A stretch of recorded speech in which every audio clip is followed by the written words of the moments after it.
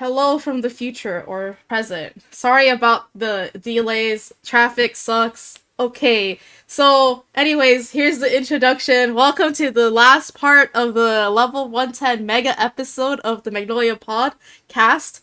And, if you have seen the other episodes, we were discussing the lore, and then we went into talking about the new farming system that's awaiting us in 110 cap. And for this week's episode, we're going to devote it solely to talking about level 105 gears and setups you can run so that you can sort of just start thinking about planning ahead for what you want for your characters in the future level cap.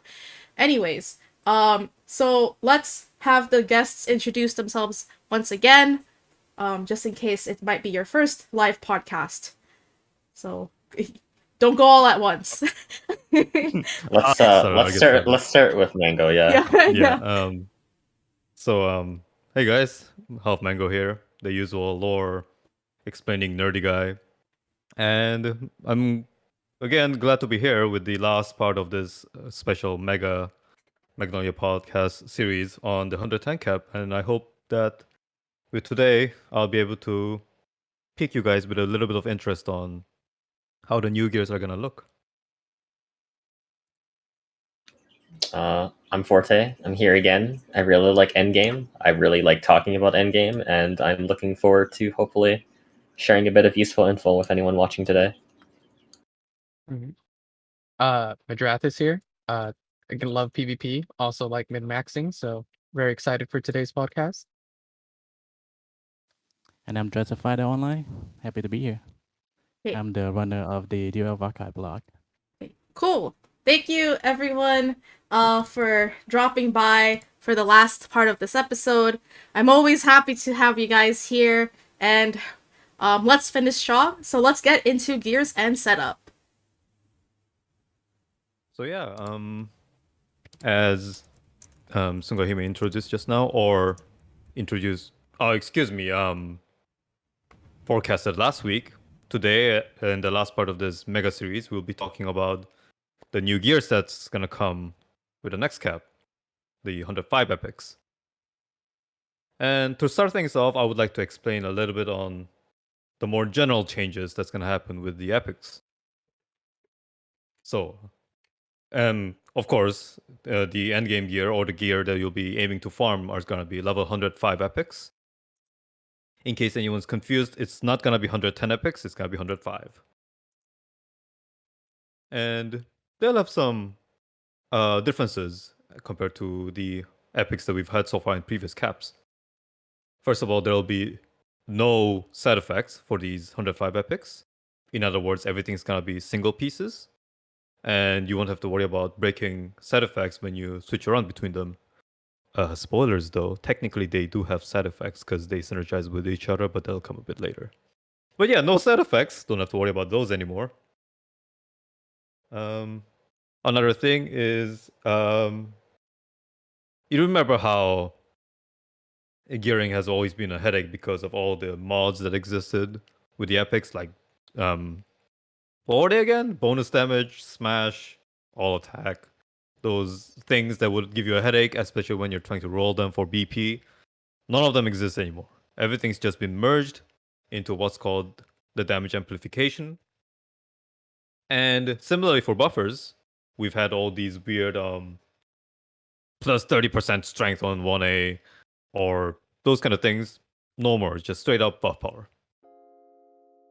And with all these, what they've done is make things a little bit more simplified.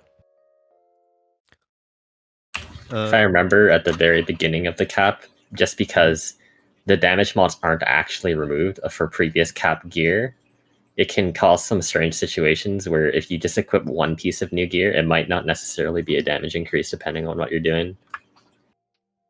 Yeah, so that's actually a very good point. So the way this works is DFO didn't actually, Neopo didn't actually remove all the pre-existing mods.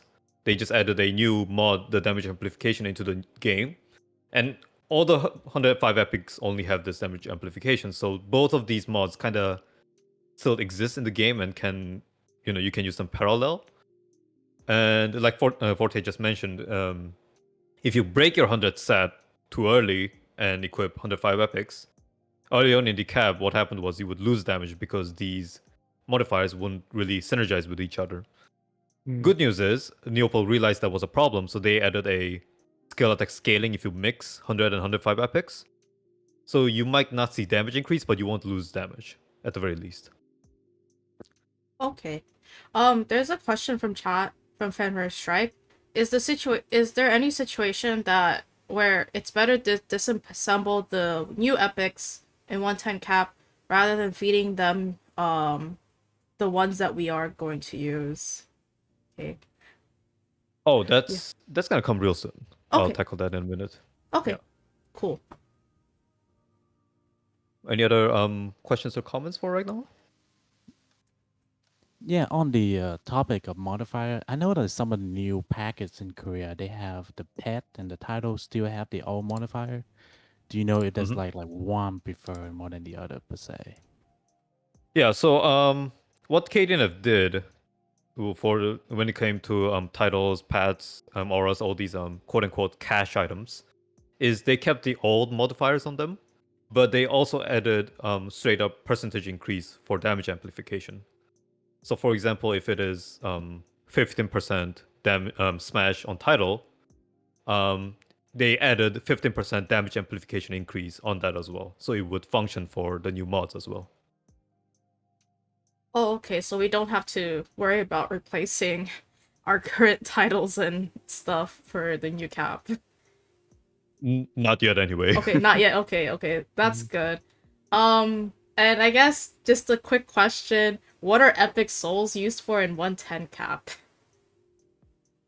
They'll be mostly used to get Power power essences. essences. Yeah. Yes, Okay. a lot of power essences. But You'll just see at in a the minute, beginning. you'll need Just at amounts the of them. beginning. Okay. So Yeah. just power essences. That's what I figured from Yep. last week's episode. Okay, cool.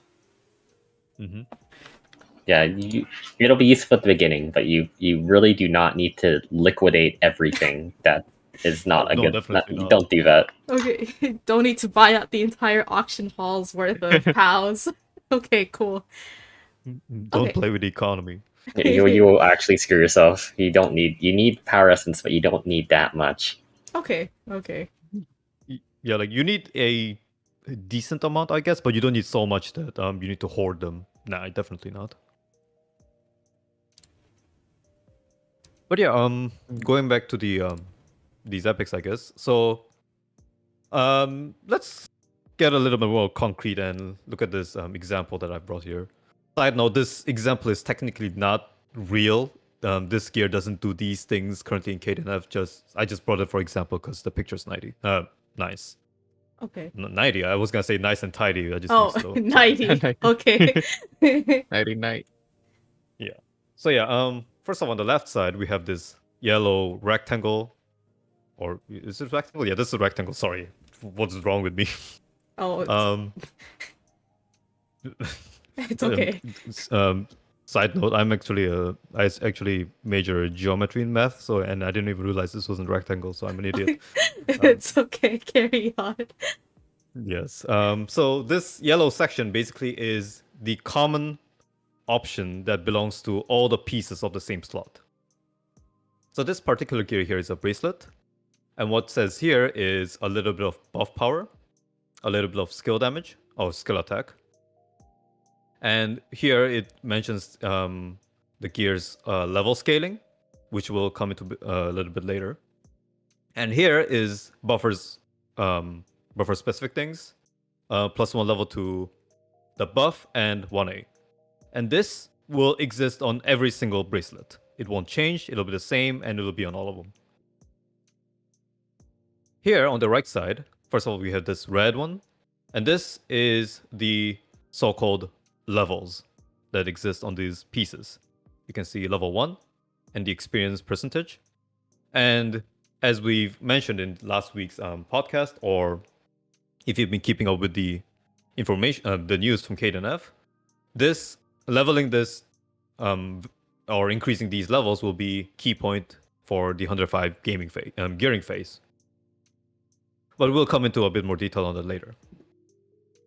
This green box here has the damage amplification and buff power. And as you can see, these numbers are on every single one of these options. And that's because every single option in the, for the 105 epics will have a certain amount of base damage amp and buff power.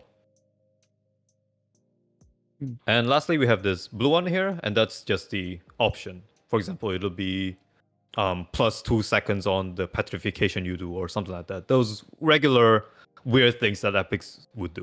The spicy line. The Okay. spicy line, yes. I see. But yeah, and this is the general schematic of the 105 epics, and this is how every single 105 epics gonna look like. Base effect, levels, base, numbers, and options. Are the Okay. options also random, like how the previous ones are? There are basically these things called fixed options epics, and these things are like regular epics where they have just fixed options on them. But there are also custom epics where they would have like random options on them. That's your classic MMO gear rolling epics. Gotcha, gotcha. We get in those. I see. But yeah, I guess that's enough for the more general changes. And let's try to understand what these levels exactly do. Sorry for a lot of text here, but there was no way around it. It's okay. So what do levels do exactly? Levels affect the following stats on the gear, the damage amp and buff powers on the options, including the base ones and the ones that are included by the options effect.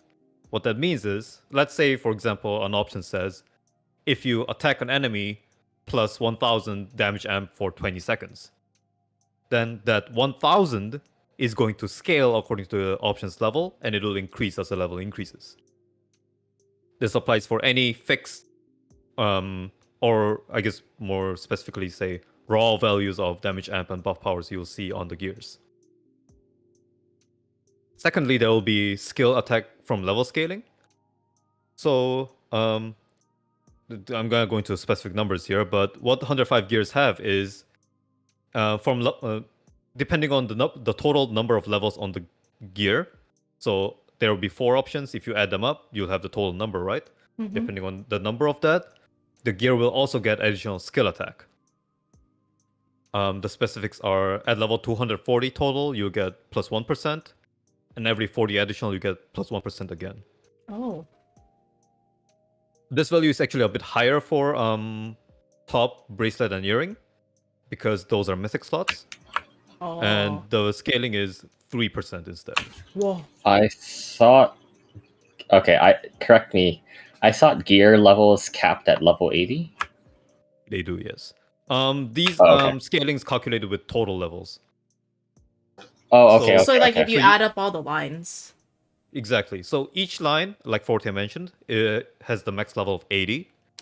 But when you're calculating the skill attack scaling from levels, you would add all of them up. So is there So like in theory, is there like 3 Yes, lines so- or 4 lines? every gear has 4 lines. Okay. Yes. So in other words, if you're gonna get 240, you would need average of 60. But Neopo didn't want you to go through the hassle of, you need to make all of them 60 to get this skill attack scaling. So they just said total needs to be 240. Oh, okay, that's neat.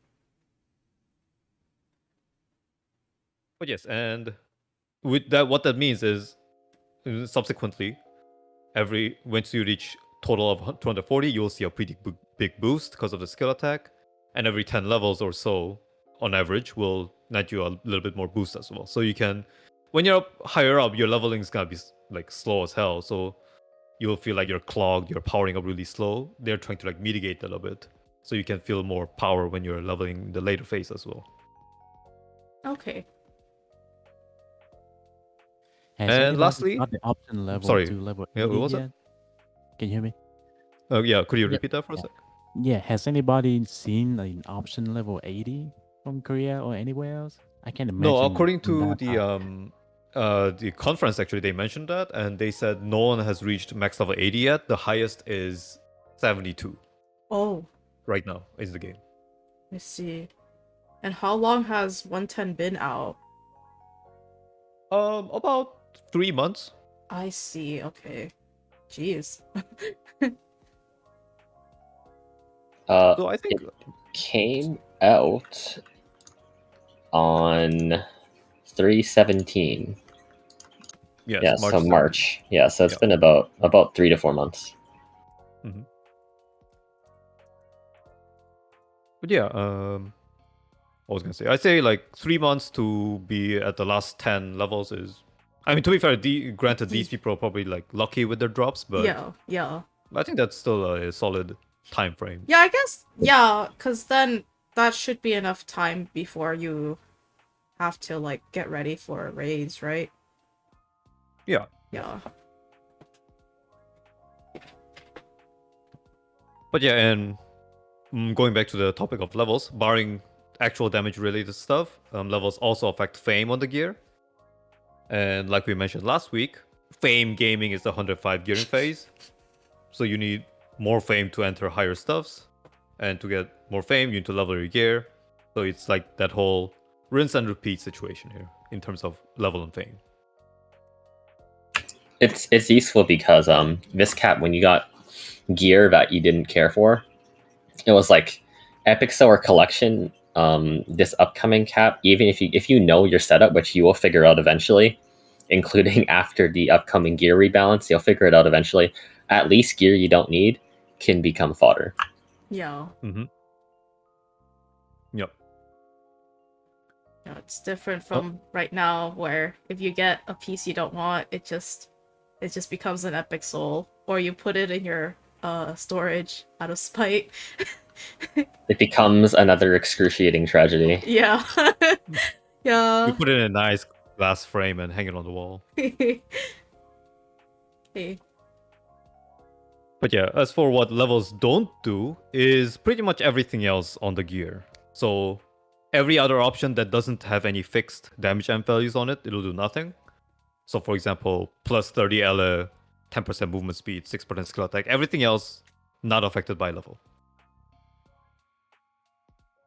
And as Forte mentioned just now, contrary to 100 or actually any previous cap, gears that don't need aren't just quote-unquote epic soul trash, but they can be used as fodders to feed onto your gears, or rather gears that you're using right now. In other words, in order to level up the gears you have, you'll be feeding fodders or fodder gears to give them experience and increase their level. On that note, the current Grad gear, so Ozma Fused and Sirocco Fused plus Max BP rolled 100 epics, can also be used as fodders. In this case, these gears will be considered as gears with level 20 on every single options.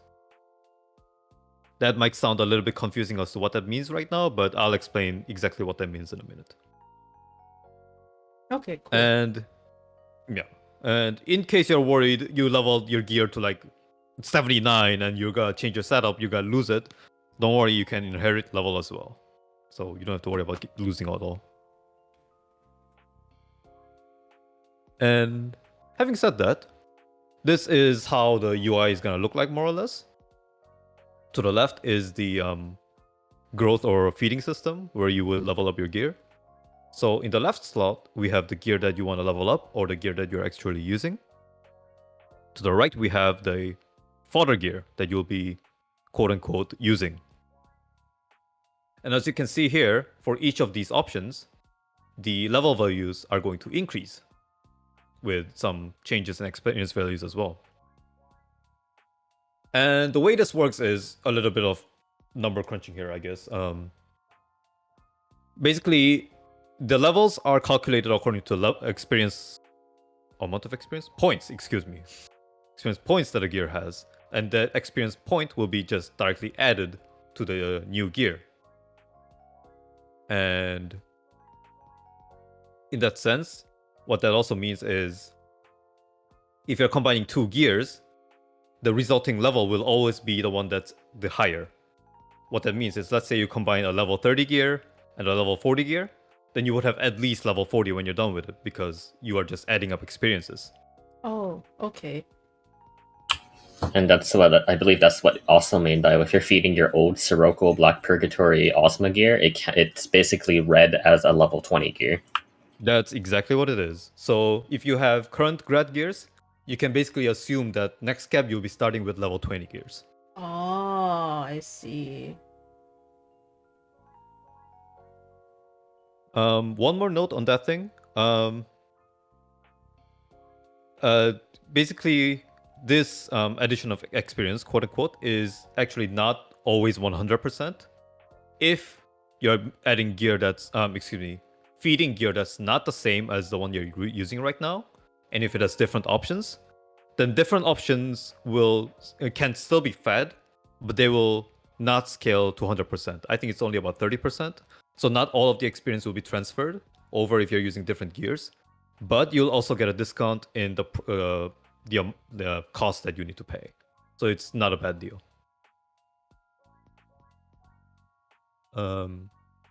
What I'm trying to say is, if you see down here, you can see the cost for feeding. On this picture, it says 50. This is called golden barrels, by the way. There's basically IO lights for next cap, more or less, and a little bit of gold and 1 power essence. And you see where the power essence kicks in already.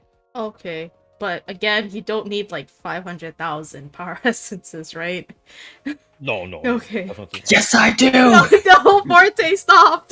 Don't buy out all the cows. Okay. I have some questions from chat actually. Yeah. So, I guess I'll start with the inherit option level question. How do the inherit option levels work when the equipment has a changed option? I am not really sure what that means, but Okay. but inheriting doesn't care which gear you're using. So I guess might as well go into that right now. It won't take long. So on the right side is the inherit UI, and inheriting gear level works exactly the same as inheriting anything else. You just move the level on the old gear to the new one. It doesn't scale or on like with options or anything. It just straight up moves it. The only difference from regular inheriting is that old gear will be used up in the process, so it'll disappear. But barring that, it'll work exactly the same as regular inheriting for enchantments, reinforcements, and whatever. Okay. I also have another question. For the free 105 epic weapon, it has 4 options too. Is it a choose which option to apply or just apply all 4 at once? So it says like option 1, option 2, option 3, option 4, right? That's just numbering issue. It doesn't really mean anything. All these options are applied simultaneously. You don't like pick them or anything. All of them are applied at once. So it's like the mythic options, right? There's like different that's- lines of a mythic option, but they all apply at the same time. That's exactly what it is. Okay.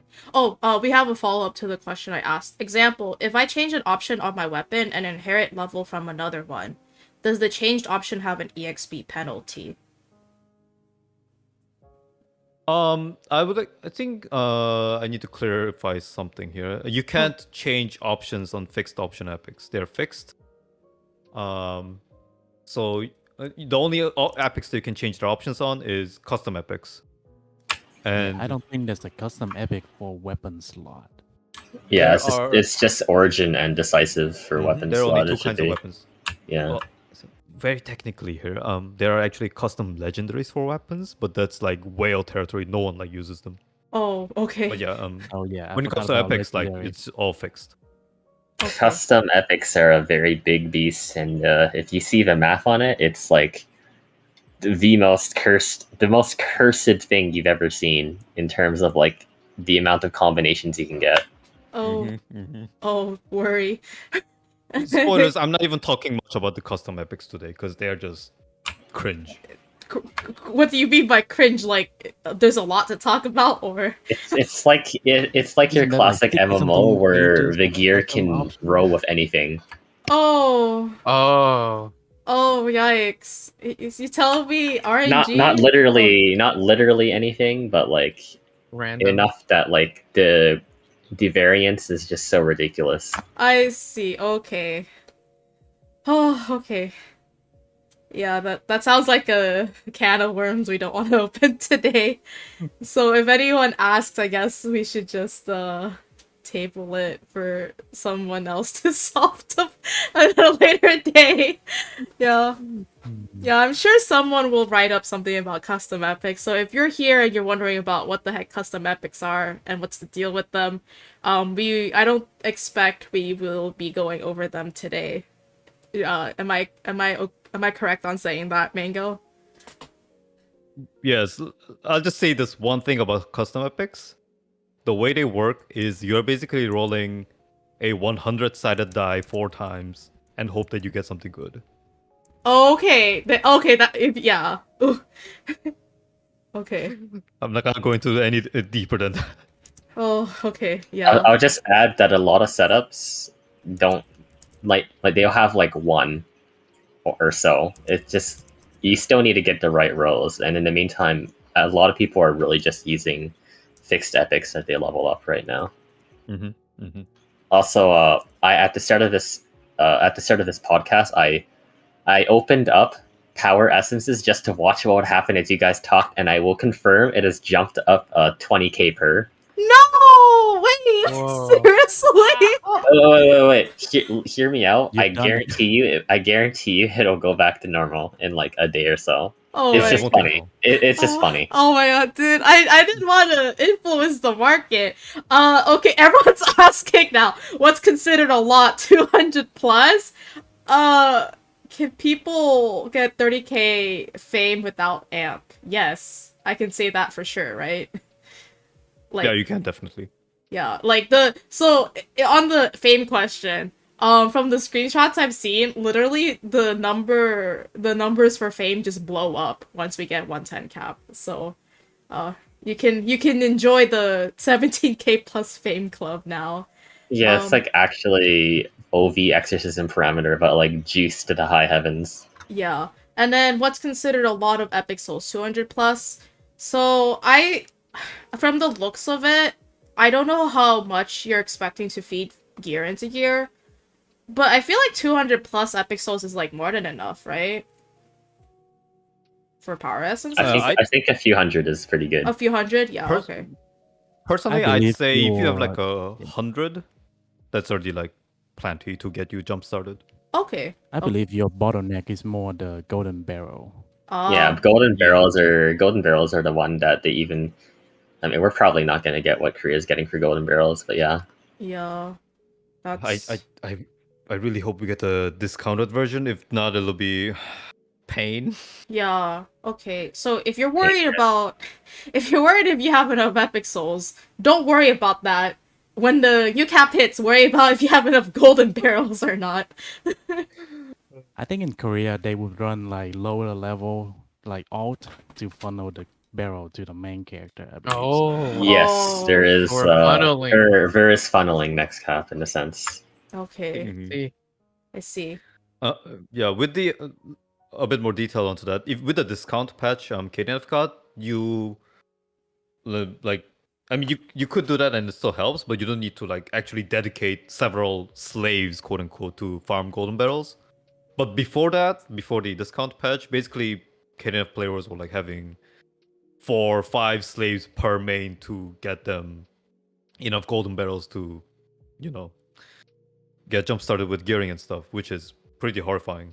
Yeah, that's terrifying. It's where that talk about like grindy cap, not necessarily homework, but like the more effort you put in, the more you get out type of cap. Mm-hmm. Mm-hmm. But the recent DFO on is or DNF on was aimed at like alleviating these concerns and like changing things as the cap progresses, which is healthy, I will say. Yeah. Mm-hmm. Yeah, so Mhm. hopefully... Yeah, I think Oh, go ahead. yeah, I think the blade fatigue was like one of the main concerns from the player, I believe. So Mm-hmm. Yeah. Yep. Yeah, so my cautious optimism is going to say that we are probably going to get the discounts. Maybe not immediately, but eventually, TM. Soon, the DFO global exclusive. Hopefully, fingers crossed. Okay. So I think. Is there anything else you want to say about this mango? Or are there any questions in chat? Yeah, actually, not really on this section. Are there any comments or questions before we move on to something else?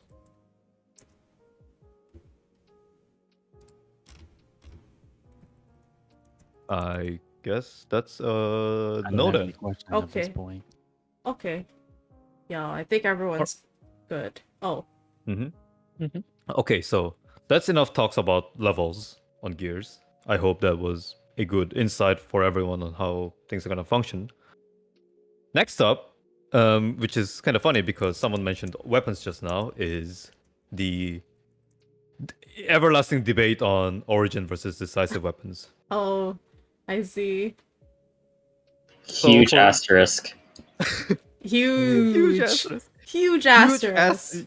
Giant asterisk, subject to change. It's because at the conference they said that a lot half of the weapons kind of suck, so we're gonna workshop. Can we show off? Can we show off this image? I think Oh. Mango and DUFO will have it.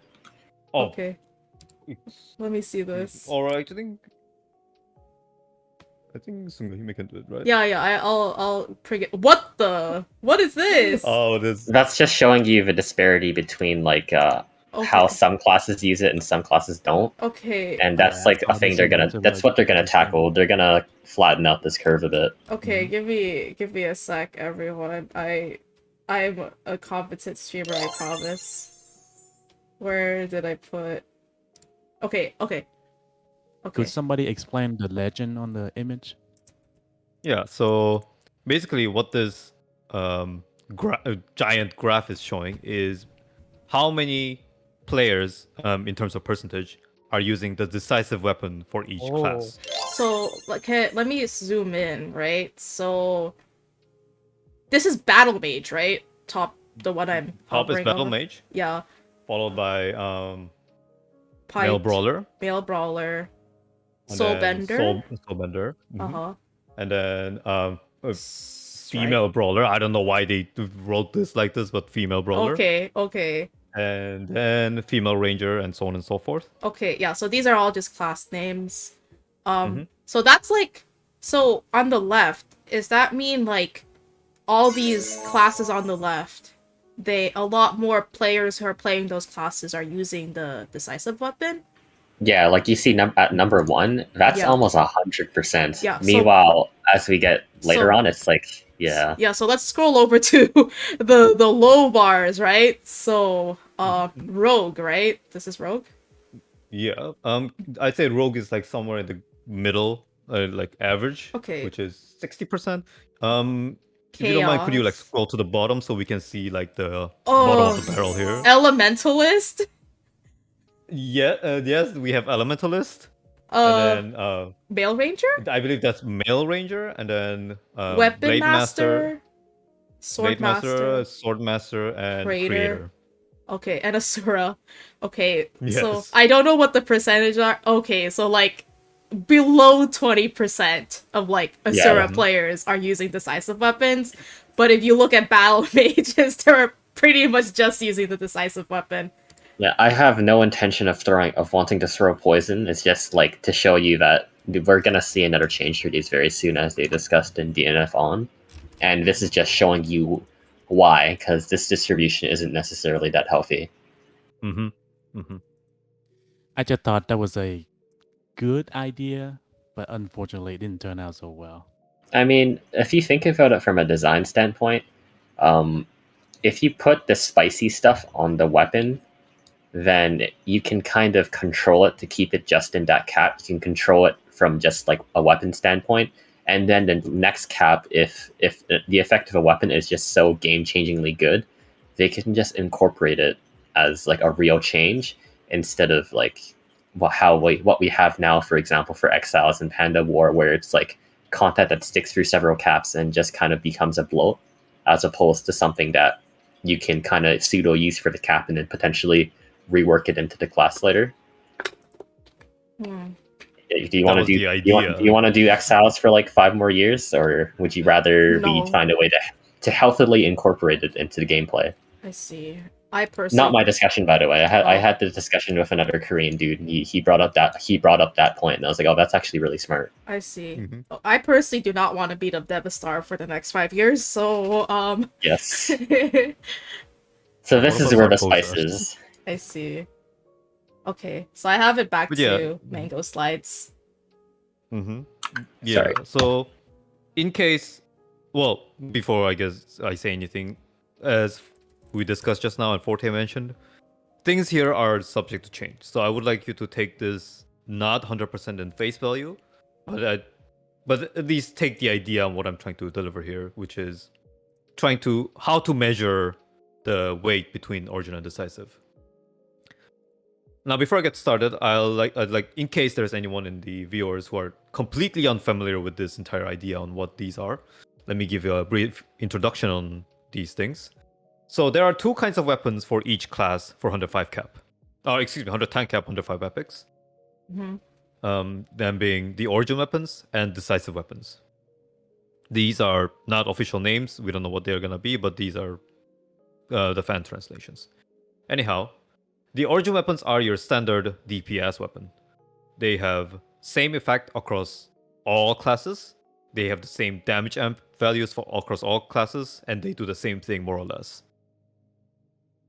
On the other hand, the decisive weapons, they are, like Forte mentioned, kind of a skill modification weapons. They are quite similar to talismans, or if you're more an older player, than the chronicle equipment that existed way back then in 85, 86 cap. We brought gifts, right? We got spicy animated pictures of this shit, right? I brought something. Okay, Yes. bless, I brought bless. an example. Okay. And basically, because they are tailor-made for each class, their damage and values are different, and options are obviously different for each class. Usually, they would focus on a certain class or aspect of the class, and they would completely modify it or improve it in some ways.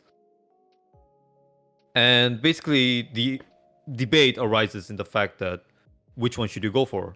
Because origin weapons, what they do is, in general, they would do more damage overall, because what they have is a more or less same amount of skill attack prior to the change, and +1 to all skills, which is except for awakening, excuse me, which is a sizable increase in your damage.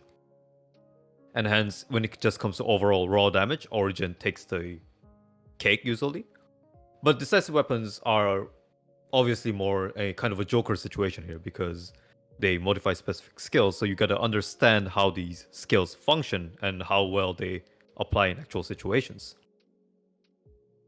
And that is where you need to do the weighting a little bit, because again, like I said, you need to understand how your class functions, how does your class's skills work, how does your class's skills scale. Now, before we move on to a little bit more concrete discussion, I would like to also mention that origin weapons drop almost everywhere, including the scenario dungeons. On the other hand, decisive weapons have a more limited drop pool, including the advanced dungeons and higher difficulties of normal dungeons. So there's that difference as well. Okay. That's good, because when I look up my male ranger, 99% people using origin. Oh yeah. Yeah. Yeah, So it'll be easier to get there's- your hands on it. There's some hella sus statistics in there. Yeah. So Yep. so I have a quick question from chat. Is the box that we got from the Neo Otherverse event right now going to become an origin weapon? Or can It's you selectable. You can pick between the two of them, right? pick between origin or decisive. Okay, yeah. So Okay. on that note, my suggestion is, since decisive weapons have a more limited drop locations, you'll want to give it to a character who you probably think will need a decisive weapon. Of course, considering we don't have a cap yet, we can't really see which characters will need it, but the box will last quite a bit longer after the update arrives. So I suggest you be a bit more patient with it. Okay. For me personally, I know instantly it's going to my witch. Mm. Yeah, but that's because I already know sort of roughly how which is gonna work in next cap, and also the decisive weapon is pretty strong. Yeah. Mhm. But yeah, on that note, I would like to show you one example on what the decisive weapon does. Disclaimer, I'm not commenting on whether this decisive weapon is good or not. I just brought it because it's a good visual example. So, Not here, all of them are super spicy, yeah. yeah. But this is the decisive weapon of Swordmaster. And what it does is it changes her 45 skill, the Swift Demon Slash, into a single hit skill. And basically, you can expect the decisive weapons to more or less do something like this. Change a certain aspect of the skill or modify it to some degree. Oh. And as you can see, it's at the very least visually quite striking. You can see the change immediately. On that note, I would like to mention that there are, I'd say, 3 major categories of decisive weapons. Again, as I've mentioned so far, prior to the change that Cadenev's getting eventually. Mm-hmm. So, I would like to go through them over them real quick. The first is one skill wonders, which is basically everything on the weapon just juiced up on one skill and just turns it into a nuke. I see. Examples of such cases are Witch, like Sungahime mentioned, Vagabond, or Berserkers to some degree. These weapons are not exactly exclusive to one category. They can be mixed in a sense. Mm-hmm. And Berserkers is partly one skill wonder because it vastly improves 2 of his skills. And in that case, obviously, you would want to start using that skill and improve, maximize the skill's output as much as you can. The second type is a weapon that does a mechanical overhaul. And what it does is it would change some skills in a way that the class's gameplay would change completely. Oh my god, Mango, please tell me you have Monk. Monk. As a visual example, Oh, yes. I'm sorry, I didn't bring one. Oh. Sad. Do you have more visual examples though? No, I'm sorry. This is the only one I brought. That's the only. Oh, it's okay. It's Yeah, okay. I'm sorry. What was I saying? Yes, so there are some weapons that pretty much change the character's entire gameplay. Some examples include, like Forte mentioned, Monk, or Soulbenders, or Shamans. Shamans? In these cases, yes, because Okay. Can I spoil Monk? Okay, what's the monk one? I'm curious. Okay, so for anyone who plays fighting games out there, your 2A turns into a record. Like you get charges. Your 2A turns into an ammo system, bro. Oh. It splits your 2A up, and you can cast it, and it just you do a nice little flurry, and you can keep casting other skills. You can cast it again. You do another one. It's really cool. Oh. or to anyone who's familiar with secret agents, Monk's Yes. 2A just becomes Shadow Step. Yes. Oh. Oh. I see. Which sounds great on paper. Unfortunately, 105 epics, there's nothing that improves Awakening, so Monk's decisive weapon is Oh. Pain. very sad. Pain. Very cool concept, and then it just doesn't synergize with anything. Okay, so you're talking about decisive weapons that change class mechanics, right? Mm-hmm. Can I ask, does the Battle Mage one count?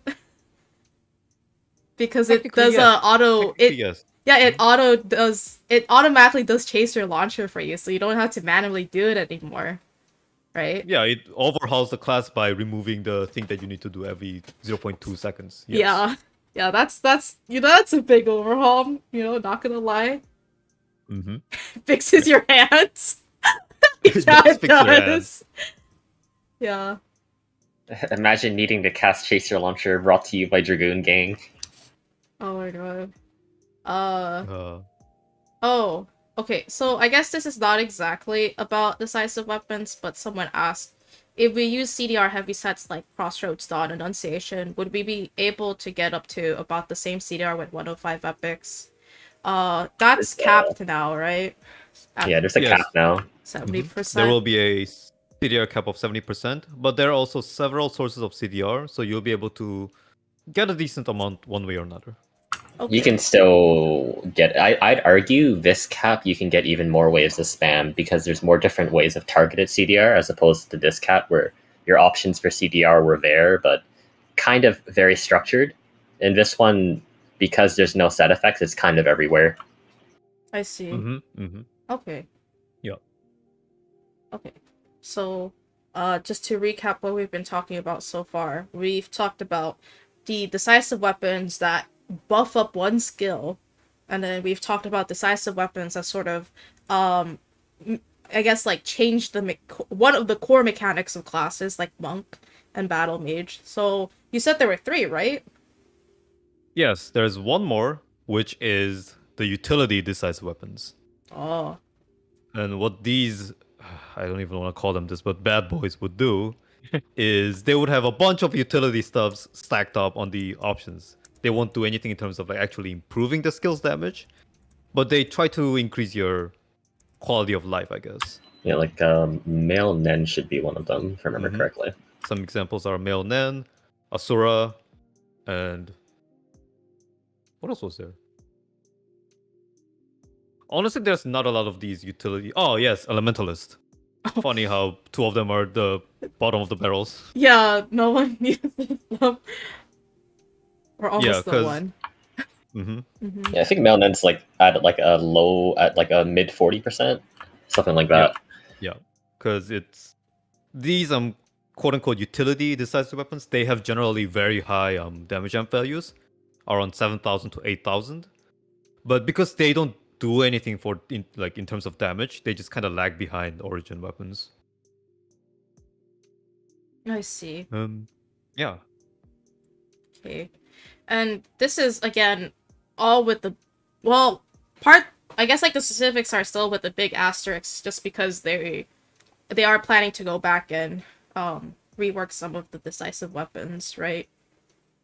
Yes. Oh, yes. Yeah.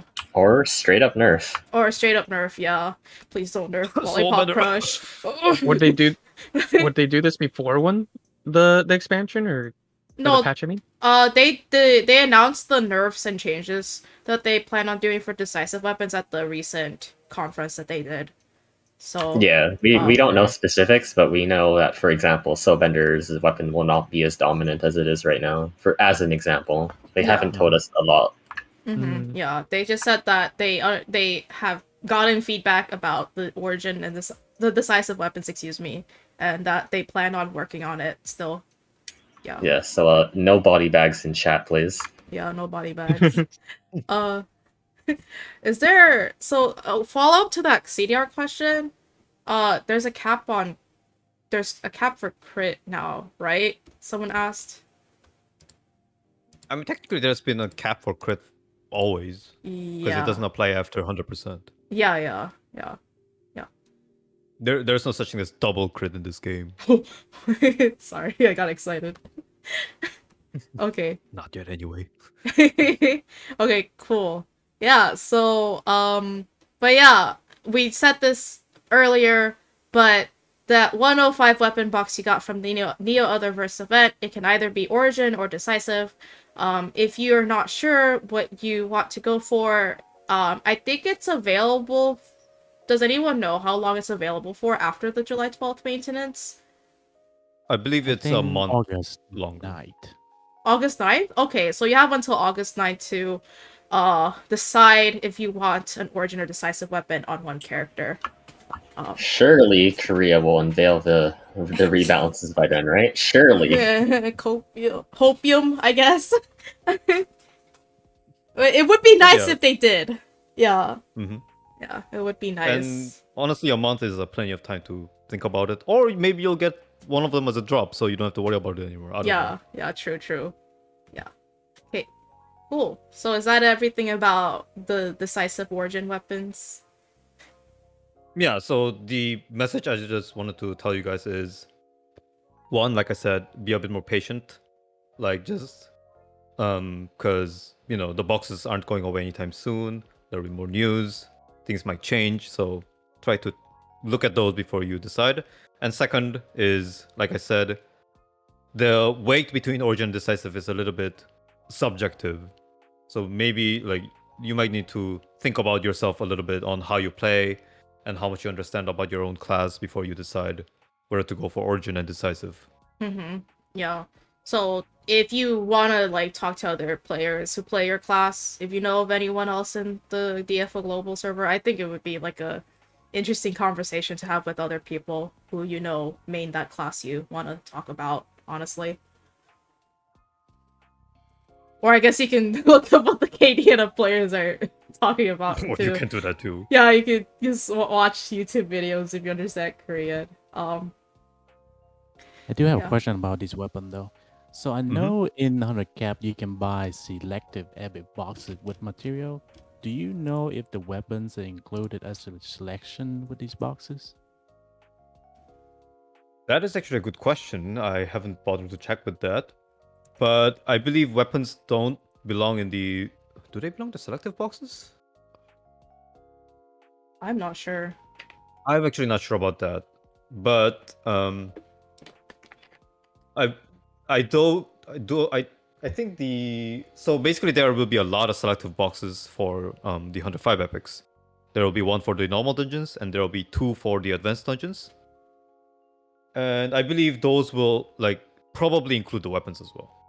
And like I mentioned, the decisive weapons only drop in certain difficulties and areas. But if the box is supposed to cover those areas as well, then it probably has the weapon included as in the thing. I see. Okay. Okay. Any other questions from chat or the table, the guest table? No. I'll take that as a no then. So, Okay, yeah. enough about weapons. Let's move on to the rest of the 11 out of 12 slots, which is everything else. And this is where things get a bit more, in a way, interesting, because we're going to talk about how to build all these setups. So, like I mentioned early on, there are no side effects to these pieces. Everything's standalone. So you can pretty much make any combination that you want. But there are clearly gears that synergize with each other. Some gears that would have effects that would be easier to use or be more powerful when they are used together. And these synergizing gears will obviously build categories and types. And the idea behind building 105 setups is mixing and matching these types and categories to fit your playstyle. There are several things that you need to consider when you're doing this, obviously. One of the, for instance, how much risk do I want to take in exchange for damage? Because 105 gears, not only is utility a thing, but what they made is so that the defensive options on the gears actually mean something. In other words, you could, for example, just get all 12 pieces of full power damage bulldoze gear, but you could just get slapped by a boss and die instantly. In which case, your damage output would be 0. Just don't get hit, forehead. Just don't get it, I guess. On the other hand, you could also think like, oh, I don't want to die, so I'm gonna get 12 out of 12. Well, weapons are out of questions, I guess. So 11 out of 12 tank gear. Then you could, in theory, actually just take everything with your face and not feel anything. I see. But in And which then case there's you a won't do much build damage. where you can intentionally die. That's true. You could intentionally die after that, and the build is basically if you're dead, you can't die, which is weird, but not false, I guess. Okay. Just channel it. It works like how it is in anime, you know. Huh? Huh? Anime power. Okay, worry. That's worry. But yeah, a bit more concrete examples later on. But yeah, what I'm saying is utility and defense, or the balance between the weight and the defense and utility against actual big dammy numbers is something that you need to consider. Second thing you need to consider is a little bit more concrete, but the role of ailments in 105 content. I'll explain a bit more detail on how ailments are going to function, but ailments take a big category in 105 gear setting. In fact, you can categorize the entire 105 epics into two kinds: ailment or no ailment. That's how much role they have. The elements. Yeah. And any kind of ailment, damaging ailment you take is delayed damage. Because, as you know, like for example, poison takes like some seconds for the damage to dish out. Yeah, or bleed, And you need to think right? about, Oh. yeah, bleed, poison, shock, and burn. And you need to think about, oh, I don't mind dealing damage over 5 seconds if it means doing massive damage. Or, nah, I can't wait all this until I die of old age. I just want damage right now. You need to like think about those things. And lastly, the third point is you need to have some understanding on how your class functions. Because we mentioned this with the decisive weapons, right? Because you need to understand how your skills work in order to understand whether decisive weapons are good or not. Same thing applies kind of with the 105 epics, because there will be cases where your class's mechanics, skills, and properties are either going to synergize or, in some cases, anti-synergize with the epics. You're not So you need gonna to pick understand- a basic training set on every subclass. No. That works in a way. Basic training is for X-string classes? Sorry if I sound like a noob. No, you're right. Oh. But Oh. some classes have that built-in basic training bonuses. Yeah, Mhm. yeah. Some do. Okay. Some do not. But yeah, we'll see a bit more details on that. But yes, you need to have an understanding on what your class can do and how it functions. And you need to consider all these three things before you just start like mix and matching things. So-called Franken setups, I guess, because everything in 105 is gonna be Franken. I see. And in terms of satyrs have things a little bit more easy because they technically don't have to worry about damage except when you're playing solo. And satyrs basically just aim for straight up buff power or CDR or utility. You just pick from one of them. Just one out of three? I mean, you can still mix and match, of course, Oh, but you can okay. technically you could, if you want, you can go like, okay, I want maximum buff power. I don't care about anything else. You could do that. Okay. But if you do that, then sometimes it could be something that makes, I don't know, you really soft, so you just die left and right. Okay. Or it could be something that gives you nothing when you're playing solo. So if you do end up playing solo, you just tickle the mobs until you die as well, or something like that. Okay. Okay. I'm glad I asked that question then, because I would have just gone for full buff power on my satyrs. Yeah. But generally speaking, gears that have higher like risk factors to them do have like bigger buff powers on them. I see. Okay. I have. There's a question. How do whale items like Avatar Bottom, Gold Necklace, Creature Magic Stone interact with buff power and buffers? So, well, how do I say this? So the whale items will come in a bit, but in terms of buff powers, I wasn't gonna mention that, but since you mentioned it, I guess thanks for the opportunity. Basically, any individual option on gears will not affect buff powers. The only things that's gonna affect buff power is the base buff power value on the option. What that means is, for example, let's say there's a gear that says if you attack an enemy, you get plus 10 element for 15 seconds. That's obviously something that does something for DPS classes, right? But that will not have anything on it that does for buff powers. Okay. So in other words, technically all you have to do is look at those base buff power values on each of the options, not the options themselves. Okay. Base power. I see. So like, if you want to look for buff power and how buff power gets affected, you just literally look for the text that says buff power. Yep, that's it. Okay. Okay. It's not like the weird thing we have right now where it's like the DPS mod for critical damage increases the buffer's like strength int for their buff, right? Because that is very It'll be a confusing. lot more literate, easy to read. Okay, that's good. I have a hard time reading sometimes. Okay. In terms of like actual epic options and what they do for buffers, the only thing you have to think about is utility and cooldown reduction. That's it. Oh, okay. So how does buff power affect buffs? I am assuming it's buff power has number. Add to the number you have. Increase buff, right? It's With some more math. or less. with more or some less. math. Yeah, it's like simplified. It's a lot more simplified than it's been for a while, right?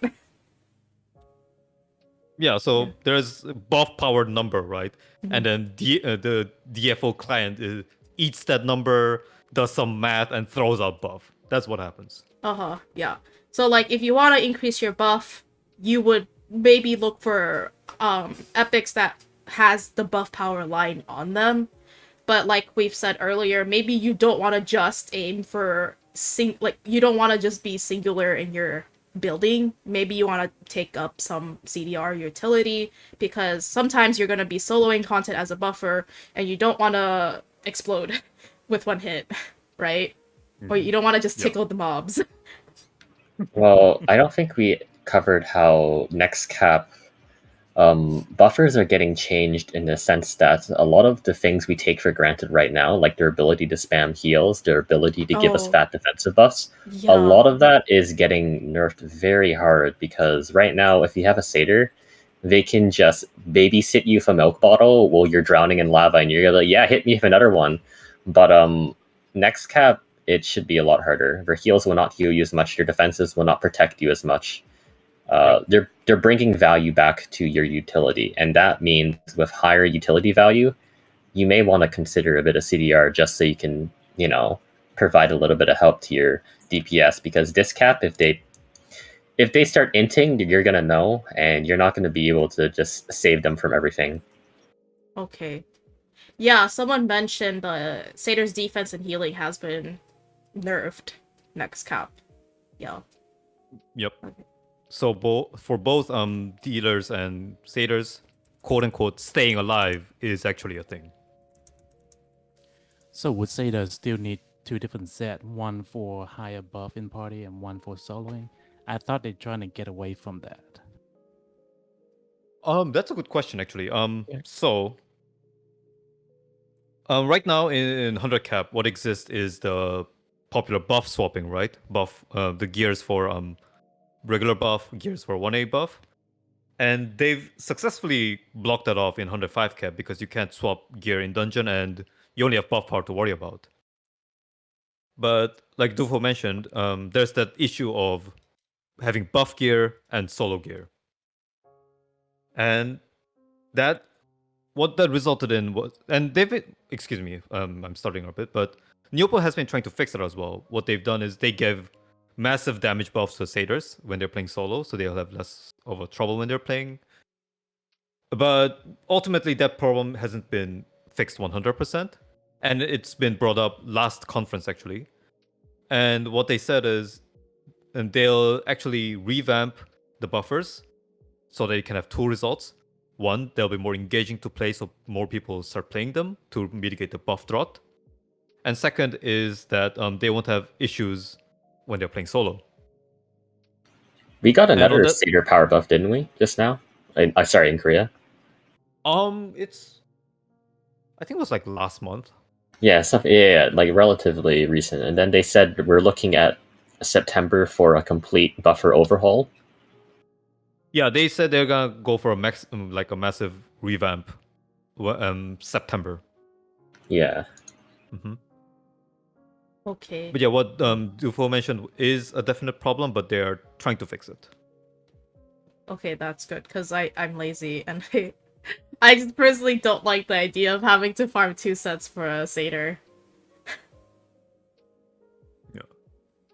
Though good news is, at the very least in part, most of the sets, or excuse me, pieces that give decent to good buff powers also do like something for damage. So at the very least, you won't end up in a situation where you're in a dungeon, but you can't even kill the first mobs. That usually won't happen. It's Oh, not so wildly unbalanced that you literally do no damage. I see. This is not a serious question, but someone asked, does that mean DPS will rage at the satyr now when inting? I feel like yeah. Um, yeah, inevitably, but also like don't int, right? Yeah, so I mean, it's like you gotta be right. The defense buff will not be as strong. The healing might not be as strong. So you just have to be careful in party play now, and think, be a little more mindful about the amount of damage you're taking. If your DPS rages at you because they're inting, that's just like the typical MMO experience, right? You'll have DPS like that. Just get tank setup easy. Yeah, just run all defense. But yeah. Okay. But yeah. I think that's enough about satyrs for now when it comes to like building 105 setups. On that note, I would like to mention 2 more things for this section. First up is the question of mythics and POWs. How long do we have to use them? And the answer is not forever. Mythics and some POWs, high modded POWs, are obviously quite powerful as single pieces. And they will have their role initially at early 110 cap because you can use them as placeholders for the slots they are in. But as we've mentioned before, 105 epics have skill level scaling according to levels. So eventually there will be a point when mythics and POWs will start lagging behind the 105 epics. So in other words, mythics and POWs will never be endgame gears. They'll be replaced eventually. If you don't have them right now, don't worry about it. You can just start using 105 epics right off the bat. They'll still do good damage. So you don't have to worry about them too much. Second point. Oh, sorry. Yeah, go ahead. No, I was just like giggling at how many your reversed ends. Soon they shall come to an end. Yeah.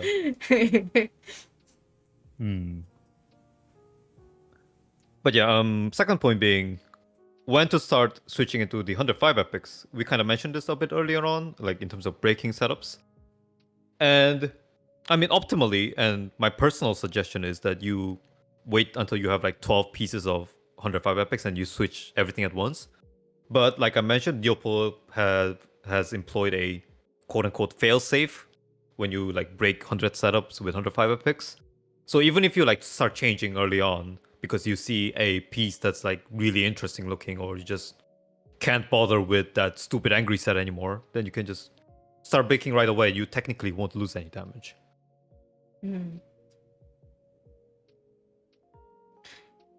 Is there mythic rework? Oh, in case I haven't mentioned, I might not have. In case, sorry. But mythics will be rebalanced as well, so that all the mythic will be quite powerful to some degree. In the new cap.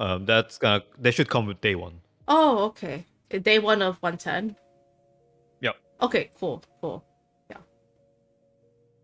So even if you don't have reversed end, and if you have, I don't know, flowing or vestige or something like that, it'll still do its job. Don't worry about it. Okay, I see. So, basically, if you don't have reversed end, don't feel like you have to break your back trying to get reversed end now in the weeks leading up to July 12th. Hey, I see you, man. I see you re-rolling those mythics. Always. But yeah, They're just a good. They're just a good. Yeah, they're just a good like springboard for you for the start. So you don't need to feel bad. Yeah. But yeah, any comments or questions for this section before we move on to the examples?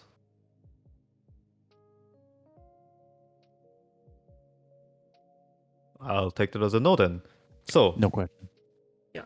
Yeah, I'm good. So now I would like to actually go on and show you guys with some actual 105 epic types, I guess. But before I do that, like I mentioned, the ailment system was kind of reintroduced with the 110 cap. And I would like to briefly go over how they're going to function, the 4 damaging ailments. So, like I mentioned, there are burn, poison, shock, and bleed. And each of them have their own quirks and pros and cons. Burn, for instance, has a medium duration of 5 seconds, which means if you want to dish out all of your damage, it'll take 5 seconds for them to go out, which seems quite long. Yes, and it is a problem. Neopol realizes that. Asterisk again, it might get changed. Okay. Another characteristic that burn has is its splash damage. If you have a target that's burning right now, and if you have other mobs around it, they'll take the burn damage as well. Oh, nice.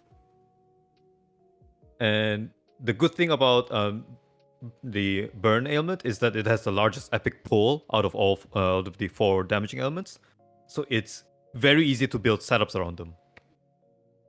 But downside being, it doesn't really excel at anything. It doesn't have like the highest damage or anything, and also for some reason it has lag issues. So if you don't want to see lags, you might want to stay away from burn. Oh yeah, I've seen videos of like literal like 2 to 3 FPS.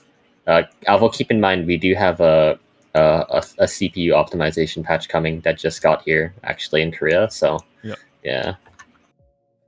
I mean, to be fair, Neopol's tried to fix it a lot, and they've made it better, but it hasn't been completely fixed yet. So it still lags a bit. So keep that in mind if you want to consider burn gears. Mm-hmm. Second is poison. Just like burn, it has 5-second duration. And its characteristic is that it spreads. If a target is poisoned, if there's mobs around it, the other mobs will get poisoned as well. Conceptually, it's very similar to burn, but it has less epics in its pool, but it also doesn't have to suffer about lag issues, so that's a good thing, I guess. Well, with the word poison, I think some of you might be thinking about, female brawlers should definitely go for poison, right? Oh yeah. Someone just asked that, and I was like, it seems to make sense because female brawler applies poison naturally, right? I would like to mention that offensively, it doesn't actually do much, because apparently, like F brawler's built-in poison doesn't like quote unquote synergize with the epics and deal 1 billion damage or something. No, it doesn't work that way. Oh, okay. So offensively, it doesn't do much, but defensively, it actually does something. We'll see why in a minute. I see. TLDR, defensively, going poison on F brawler is a great choice. But offensively, it doesn't do much. Okay. Next up, we have Shock. Shock is the weird boy here. It has the longest duration of staggering 10 seconds. But interesting thing is, over those 10 seconds, you only do 20% of the damage that you're supposed to do. The other 80% of the damage happens when you actually hit the enemy when the enemies are shocked. It's a little bit complicated here, but basically every second a tick of the shock is going to happen. So every second a part of that 20% damage will go in. And between those intervals, for every hit you do on the enemy, you'll start doing 8% more damage on the next interval. In other words, if you manage to do 10 hits before the next tick will immediately do 80% damage at once. Oh, I see. If I remember correctly, for classes that can actually use shock, it is like a very valuable option. Yeah, like Asuras, Yes. right? I believe shock and bleed are like the kind of more common ones right now. The better members of the family. Yes. I see. The summoner or trigger shock? They didn't, but they fixed it. They fixed it? Oh, okay. I see. Yeah. So shock again has the merit of having the fastest burst if you have enough multi-hit. Downside being, if you don't have enough multi-hit, you're literally losing damage. So if you're that troubleshooter guy, you better not use shock. Oh, okay. And lastly, we have bleed. Bleed has the shortest duration of 3 seconds. And its gimmick is that its damage increases with a stack. In other words, if the enemy is bleeding, and if you apply bleed again, the damage will increase up to 10%. which is a good amount.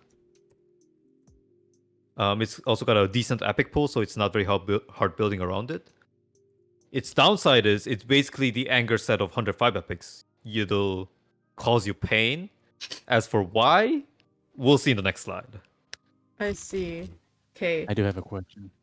So Yes? obviously everybody want to show off their big boys damage. So is there any change to the sandbag like duration? Like I'm seeing there's some long duration, short duration. Yeah, maybe they do like 60-second, maybe. Nowadays KDNF's sandbag meta is either 30-second or 1 minute, I believe. I think the more popular one is 30-second. Oh. And in that sense, obviously, like these ailment setups have a little bit of disadvantage because they take time for the damage to dish out, and when the sandbag is gone, you don't do them anymore. And KNF players tend to instead resort to the API sites, which, to be fair, has their own problems of being inaccurate. Oh, very much their own problems. You can't. It's so hard to quantify status damage, which is why it's yeah. You can imagine how many problems there is if you try to rely on things like DUFO and Dundam now. Yep. Mm-hmm. And I'm kind of glad that DFOG doesn't have those API sites, because obviously there's like we're missing a lot of convenience, but there are a lot of I guess you could say bloated damage that's showing up on those API sites. They're very inaccurate, especially with some setups. So a lot of players tend to go for a setup that's completely ridiculous. Like there's no way they'll function in an actual dungeon, but they just do like massive damage on the API sites, which is straight up scam. Oh. So someone asked, are ailments a core mechanic or optional? I feel like they're core, kinda, right? I think they're just incredibly viable. Yeah. Yeah, like I mentioned, they take up a large portion of the 105 epics. Like the first question you have to think about is, do I want ailments or not? I And see. usually ailments do big damage, but you also have to consider the fact that they do delayed damage. Yeah. So it's not like big immediate burst, like I think what most of us are used to. Yeah. But I could, so like I could definitely see for like some classes it synergizes as well to like run status ailment builds. Like you said, like for shock for example, if you run a class that has a lot of multi-hit, you know, it could be, if you want to build for shock, you could, and then it would like pay off. Yeah, for classes with good multi-hit like Melnen, Asura, so on and so forth, for them shock would be like basically instant damage. There won't be any delay at all. Okay. But yeah, on that note, there are some viable setups even if you don't go for ailments. I would like to just throw that out there. I also think the Kaden, if they add the hashtags on their gear, so people can easier look it up to the gear on the dictionary. So they completely revamped the Epic Dictionary. I hope DFOG for some reason doesn't cut that out. But basically they added hashtags in terms of like gear categories, like shock or other whatever categories there are, and you can look up what epics belong to these categories. So you'll have a lot more easier time on looking up some gears and their types. I really hope we get the functionality that lets us see like a breakdown of what players are using in the same like class as you.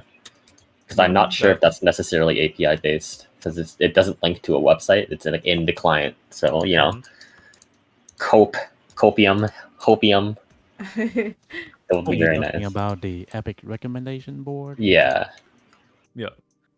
In case there are those who are unfamiliar with it, KDNF also added a system where it'll basically have like a popularity chart, I guess, on what setups players of the same class are using. So in case you have no idea what you should go for, you can just look at that and see what players are going for, which is gonna help a lot. Or poison the entire community. Oh no. I'm scared now. Keep Forte away from it. Yeah, we can get some dude and just poison and just put out some really cursed setup, and once everyone swaps over, then they swap to the real setup. Oh my god.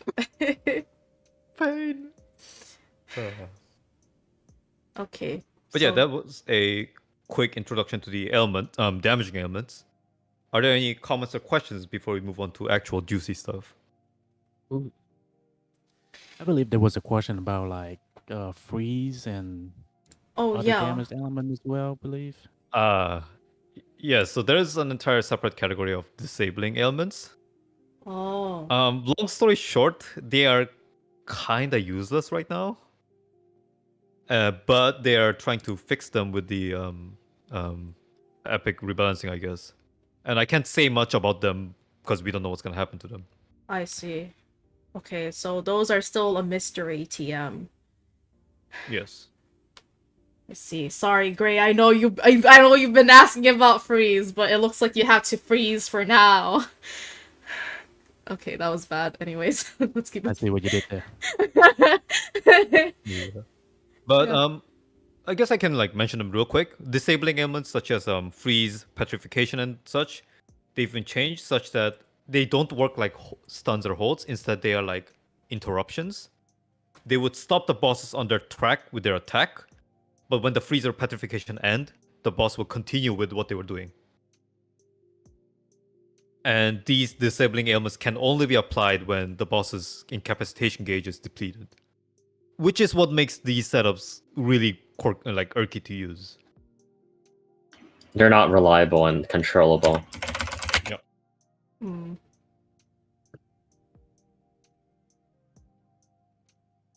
But yeah, I guess now we can actually move on to more concrete examples. And side note, I obviously didn't bring everything in the game because that's madness. I tried to bring some that are more either noteworthy or I guess you could say player friendly in cases. Like I just want to give you guys an idea what's gonna be there. Okay. Okay. So first off, since we've talked about it, we have some damaging ailment pieces. Obviously, these are not all of the damaging element pieces that exist in the game. There are like a whole bunch of other more, but these are more prominent or like more intuitive ones.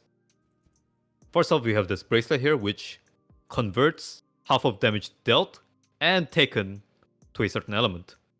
Ailment. There will be 4 of these, one for each damaging ailment we've discussed just now. And what this, again, it does exactly what it does. It'll turn half of your own damage as, for example, shock, or half of the damage you take as shock. And it'll also greatly increase those ailment damages as well. Now, interesting thing about these bracelets is, of course, since they change half of your damage to a certain ailment, so if there are other epics that increase your ailment's damage, then it would benefit you a lot. But also, it affects your defensive capabilities because your half of your damage taken is changed to that ailment as well. And that's the reason why bleeding is kind of an anger set. Because first, since it only lasts for 3 seconds, you take damage very fast. Second, since it stacks, or rather damage increases with the stack, if you keep getting hit, your bleeding damage is going to increase. So you start bleeding out like real fast. That's going to hurt. Oh. On that note, the reason poison is a good defensive choice for F Brawler is female brawlers are immune to poison damage. So that half is just straight up gone. Oh. Haha, lore, ha ha ha ha. Lore. So you're telling me they can just take damage, but because they're female brawlers, they don't take damage, but they still get to enjoy the increased damage. They sure do. Wow. Also damage poison, too bad. I don't take poison damage. Dude, F brawlers rise up.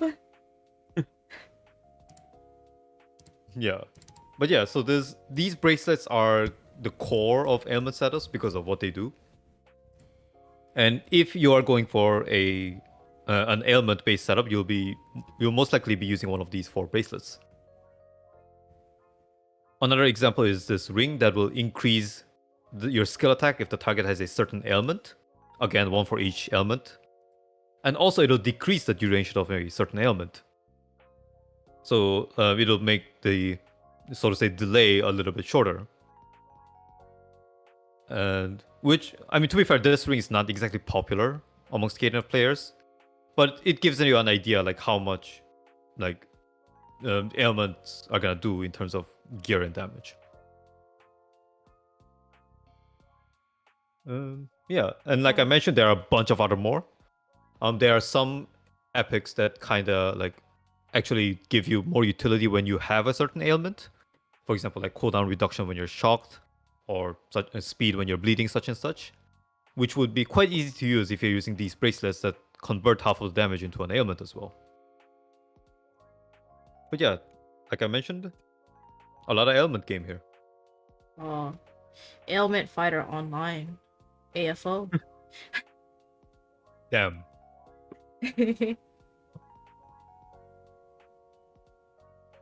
But yeah, any comments or questions for this one here? I'll take that as a no then. Yeah, I don't see any in Uh, chat, so. So Wait, someone just asked, how will that work with F Brawler's decisive weapon?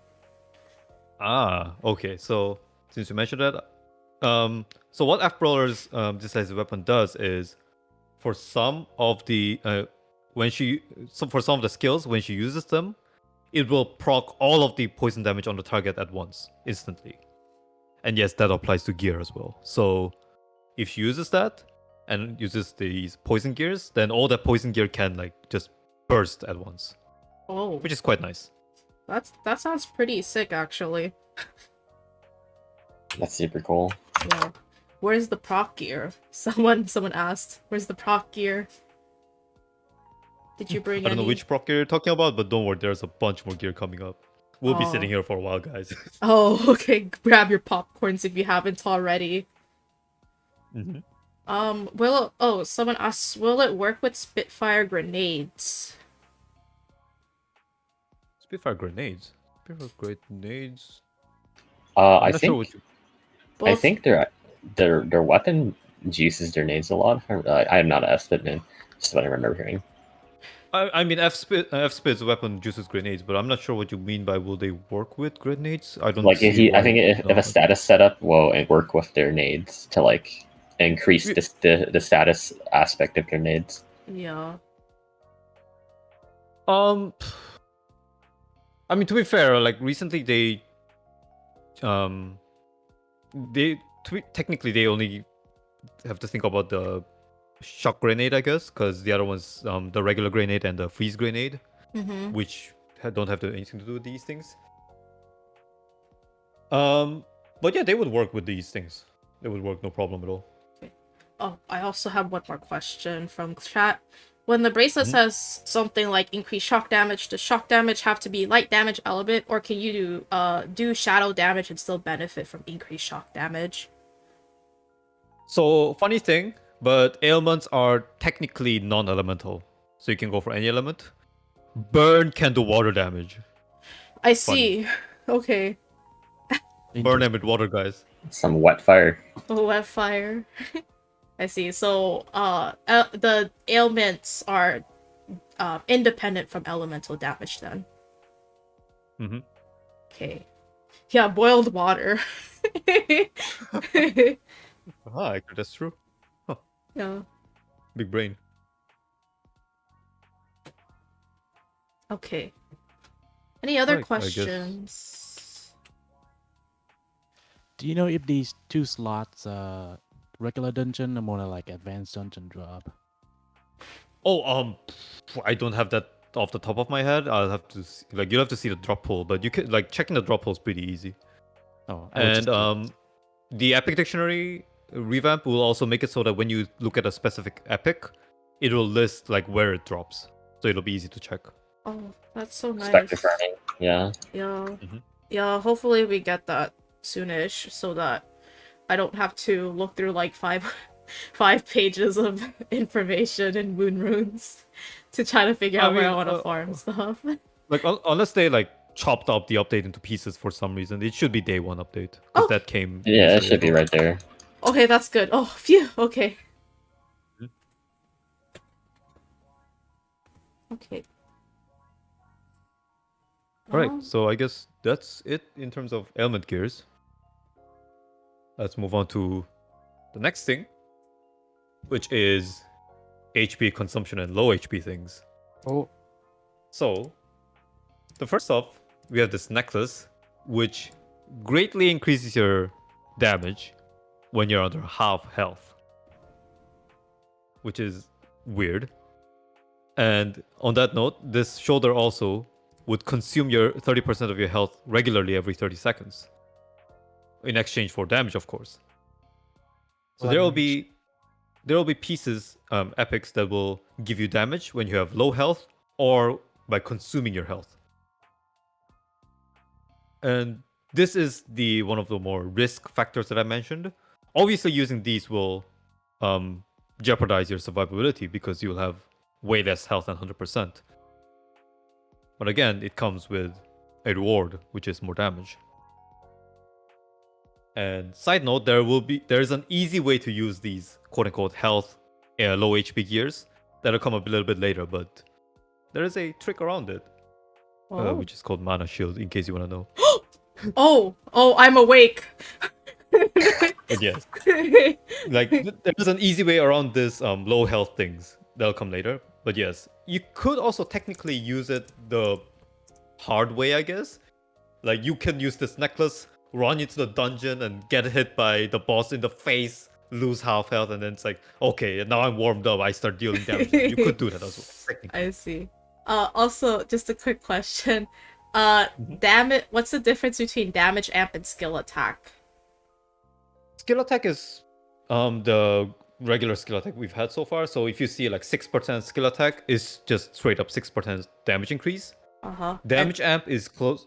It's Sorry, like what? it's like all the damage mods we've had, but just into one mod now, right? Damage amp is basically that. It's all the regular mods we've had so far merged into one, and it has a weird formula on it, like on how it's used to compute damage. But basically, skill attack, if you see it, it means like, so let's say 6% skill attack, then that's just straight up 6% damage increase. You can think of it that way. Damage amp, you need to like think about it a little bit more. Yeah, you gotta feed the number into the DFO client, and then the DFO client will spit out what the damage increase is. Yeah. Okay. Yeah. But yes, any other comments or questions about these kill yourself gears? Oh, I'm good. I don't have any questions. Is there any questions from the guests or chat? I'm good. All right, I'll take it as a note then. Let's move on. Well, you've used up your health now, so might as well use your MP as well, right? Here's some setup that'll burn your MP like there's no tomorrow. This is viable, by the way. It's actually viable. It's currently one of the optimal setups in KDNF. Whoa, okay, I'm listening. I see these 3 pieces everywhere. So first we have the shoes, which is the core of the setup. Without this shoes, if you use MP consumption setup, you're just gimping yourself. What are you doing? What it does is it adds 5% of increased MP cost as skill attack, up to 25%. In other words, if you can have 500% increased MP cost, you can get maximum skill damage out of it. It also increases MP cost by 100% by default. So that's 100% gone, so you just need 400 more percent. Oh. Now there's this shoulder that every 30 hits, it'll greatly increase your damage amp and also massively increase your MP cost by 175%. And lastly, there's this belt, which also increases MP cost by 100%, but it'll also let you regenerate MP with every attack. There's cooldown on it, so don't worry about having multi-hits. Oh. And these 3 pieces, also known as the 375 pieces in KDNF, is the, you could say, bread and butter of the MP consumption setup. Oh. It's very, very, very powerful, very, very popular right now I for see. general use. Are all the cool kids Like, running this? I mean, Yeah. keep in mind what's gonna happen when you actually do need MP and you're in an area where consumables are limited. Oh, true. We'll find out in a few months. What do they use on the other slot beside these three? Well, again, the whole concept of 105 gear setup is like mixing things up, right? So you could, for example, mix these three mana MP mana burn gear with, for example, ailment gears, or some other things that will come along the way. We'll see in a bit. I see. Someone asked, why is it called 375? Because with these three pieces, you'll have 375% increase MP cost, Oh! which is not quite 500%, but it still does its job. It's a good amount. Yeah, I see. And someone asked, is there a link for all of this info? Split up over many patch notes. Yeah, it's split up over many Yes. patch notes. I don't think anyone's like gone and compiled all of them. So I do have a translated sheet I see. with the epics and their options. Oh, Later on, when Sungahime posts the VOD on Reddit, I'll link all these slides and my gear sheet as well there in a comment. Okay, cool. Yeah. Also, I guess like, could I also ask for them so I can upload them in my description for the YouTube VOD? Yeah, sure, 100%. Yeah, okay, cool. Yeah, I'll put them in the description so everyone can go back and review and look at other stuff that we didn't bring up for this podcast if you so wish to. Yeah. But yeah, like we said, this MP consumption setup, very powerful, very popular right now in KDNF. Like I dare say like 70% of the player base is using this with some sort of a mix with something else. Let's see. Okay. 375, huh? Okay. I'll take note of it. Of course, like there are some other like MP consumption pieces out there, so you can like add them to the mix and bring it up to like 500%. Oh, okay. And yeah. Yeah, so whatever you want for yourself, right? It seems like there's like a lot more freedom in running what you want for this cap. Yeah. Okay. Any comments or questions? Yeah.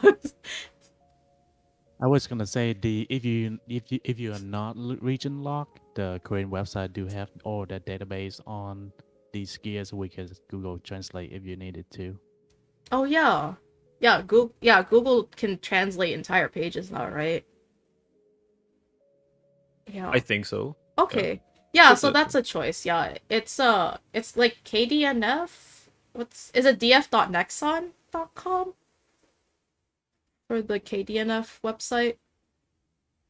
Oh, thank you. Thank you for posting it. Yeah, there you go. The actual KDNF website has the equipment info up. You'll have to translate it yourself. So, if you have Google Chrome, I think you can do that with an extension with Google Translate. I guess Copy Pasta is your friend too. Yeah. Does max MP emblem increase damage if I use those MP gear? That's a question.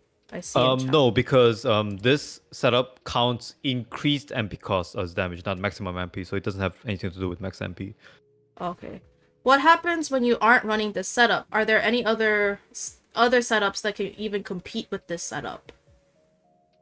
In terms of raw damage, yes, but if you think about like comfort, utility, and damage, like all those balance, then this setup is pretty much top tier.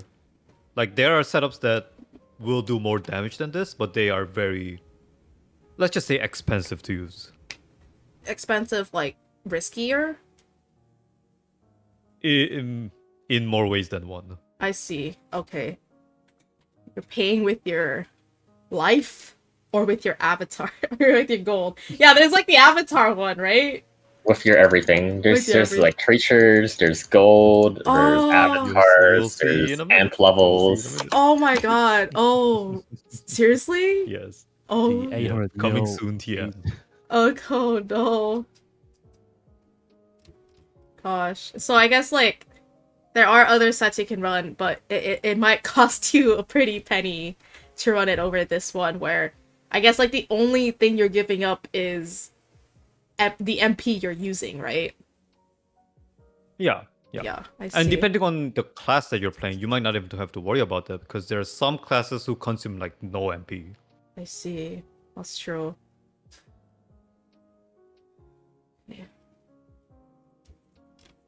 I honestly think, I mean, I can't speak for every like pub leader, but I have a feeling 375 is probably easy to identify if someone is running it.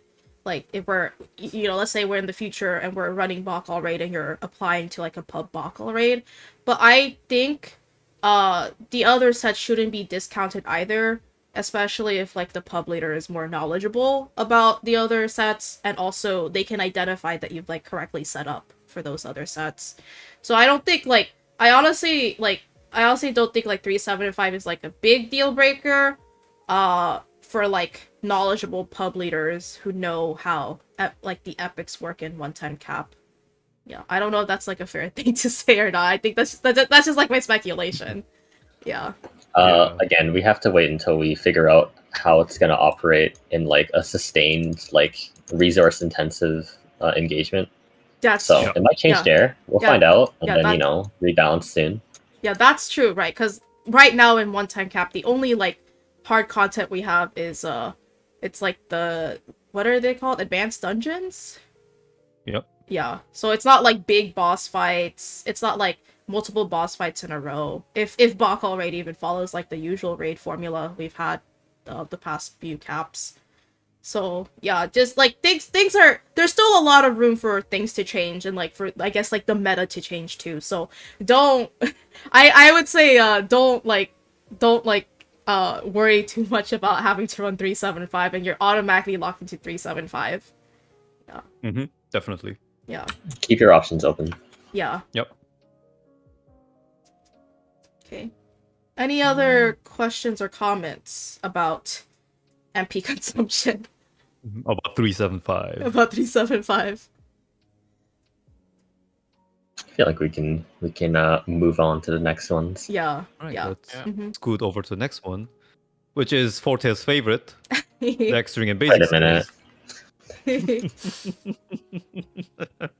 So there will be some gears that drastically improve either your basic training attacks like X-String, or improve the skills of 1 to 30 or around that range.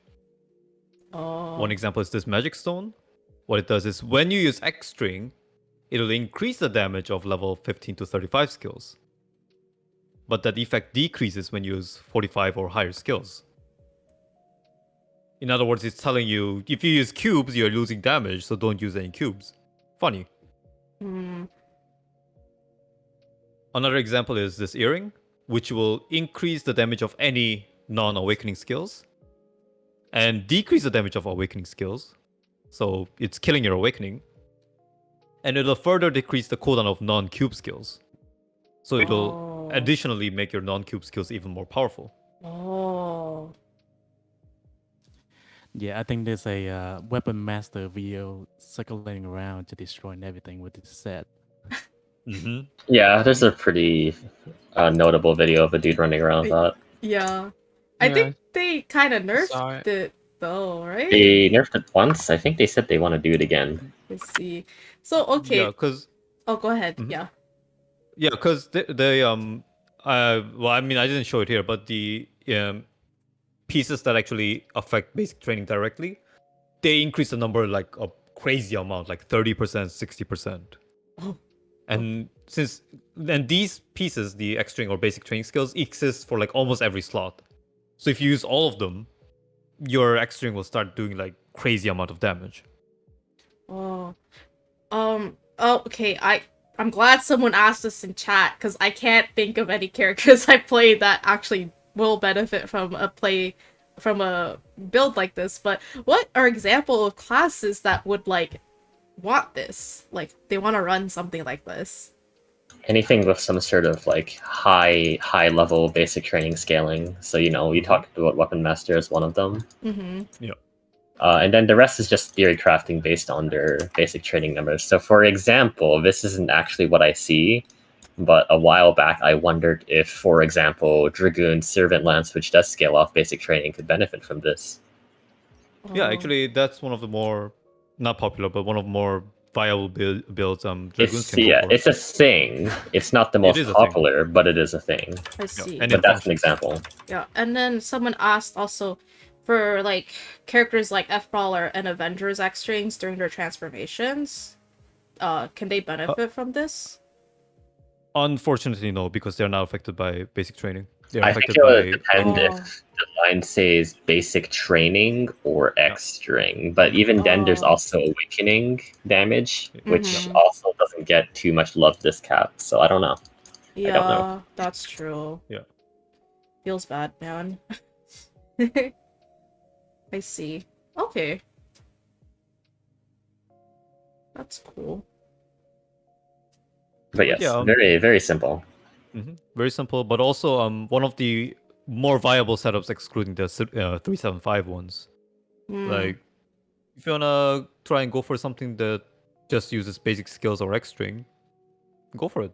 It's definitely useful for quite a few classes. Mm-hmm. I see. Or Would use it for be? farming barrels.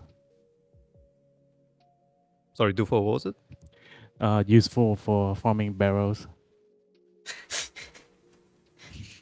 Golden, Oh. golden barrels? Yes, Yeah. technically, I guess. Someone asked, Zettel asked, would it be BIS for non-advanced class like my F mage since she only have low-level skills? For barrel Insane. farming? Insane. Big brain. Yeah. Well, more serious answer is no, because those guys wouldn't have any awakening passive, so they won't do any damage. Oh. Yes, that's a pretty big brain thinking. Does the earrings only decrease awakenings or basically everything above level 50? They decrease the damage of awakenings only, but cube skills, their cooldown will be increased. I see. There's a lot of different types here, and their ranges aren't necessarily all 35. Some of them stop at 30. Yeah. So you kind of have to look at them and think about yourself. Yeah, it's not all the same. Yeah. So you can look at the sheet later that we'll share. Yeah, I mean, I'm not a witch expert, TBH, but like I don't think I'm running those earrings. They kind of sound disgusting for like someone like witch. Like I want to use my cube skills as much as possible on witch, so I don't appreciate the increased cooldown. Yeah, so someone also asked, Epic asked, what classes do you recommend to set up on? Name 5. I actually can't think of any. It's hard. Let's see. Blade Master, Sword Master, Swift Master with Decisive Weapon, Female Nen with Decisive Weapon. Let's see here. And Ghost Blade with Decisive Weapon. Oh. He's not necessarily saying it's meta, just that you can find it. It exists. The synergy exists between the gear and the class. I see. Okay. Yeah, because I think I play mostly classes that just don't have this synergy with equipments like this, to be honest. And that's fine, like, right, like, these are just recommendations that we're giving out. Not necessarily meta, even, but, like, it'll, like, jog your brain so you can start thinking about what you might want to look for when we start transitioning to the 110 cap for your, characters that you want to keep playing. Yeah. Someone, and then last question from Epic is, does it do well with M-Spit and his decisive weapon? Yeah, it does decently well. You just gotta keep in mind that his Buster Shot is level 30, I believe. So you just have to keep in mind of that level range. I see. Okay, cool. Yeah, I think we can move on now. Yeah. All right. I guess that's enough for the little baby skills. Now let's go on to something that's a bit more expensive that we mentioned, which involves a lot of money.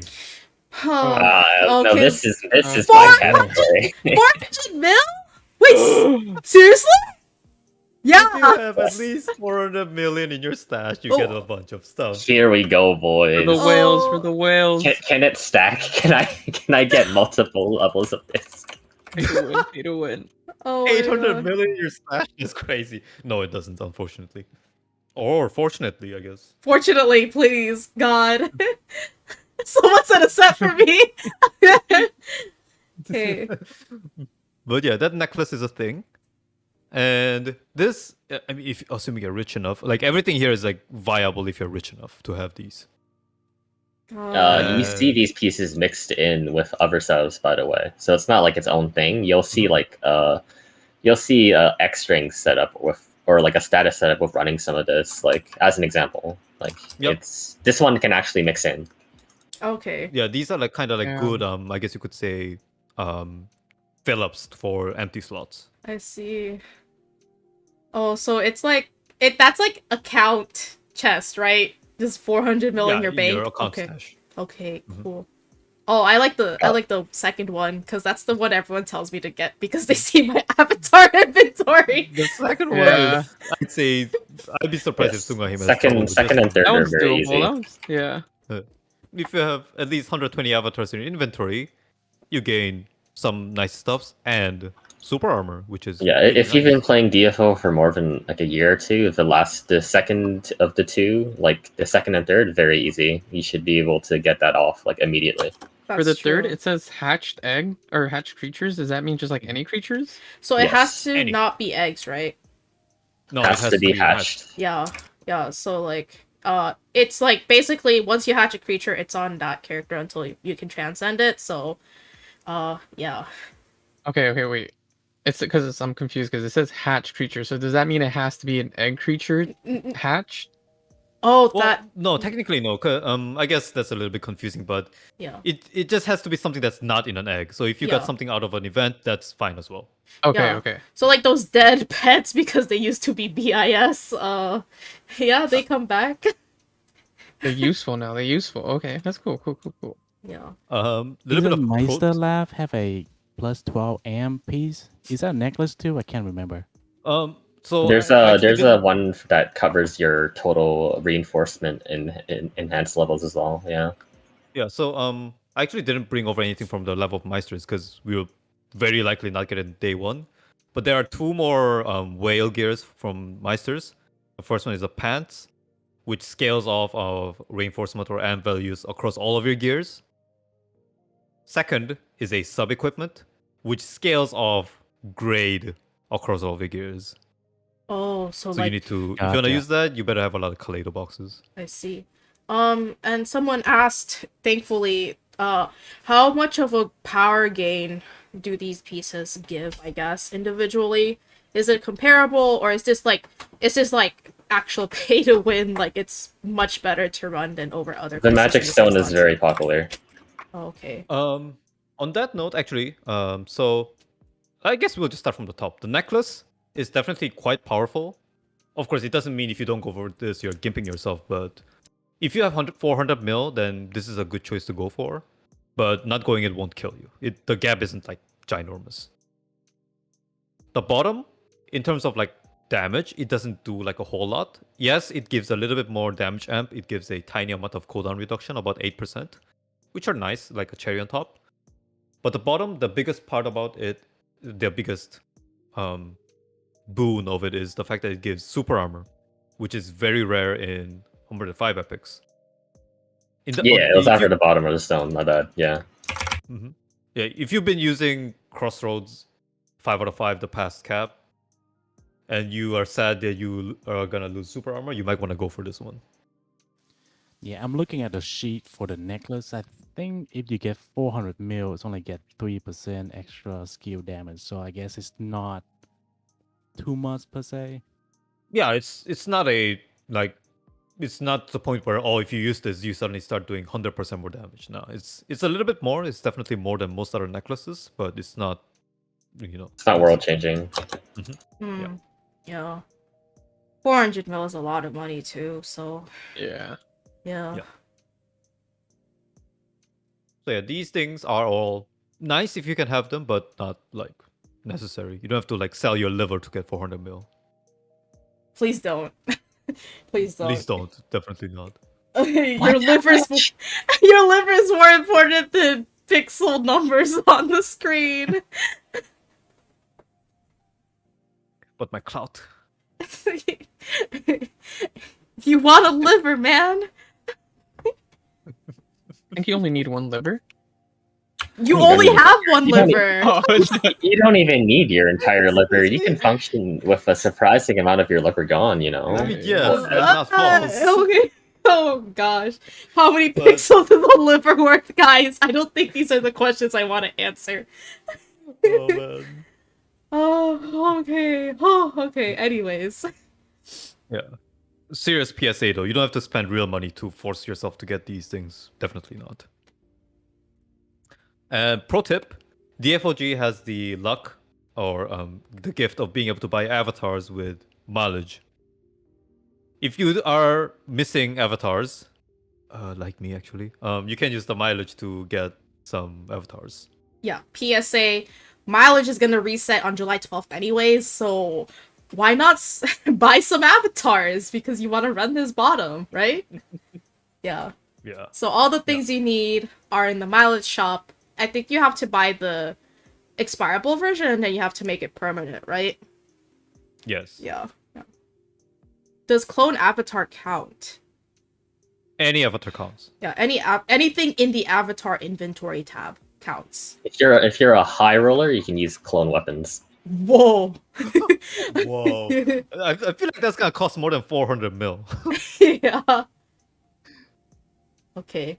But yeah. Yeah, you weren't kidding. This costs a lot. How to We are not even done yet. Actually, We're not we'll done? see more in a sec. Oh, okay. But yeah, any questions or comments for this section? I'm good. I'm good. All right, let's move on to. You thought this was expensive.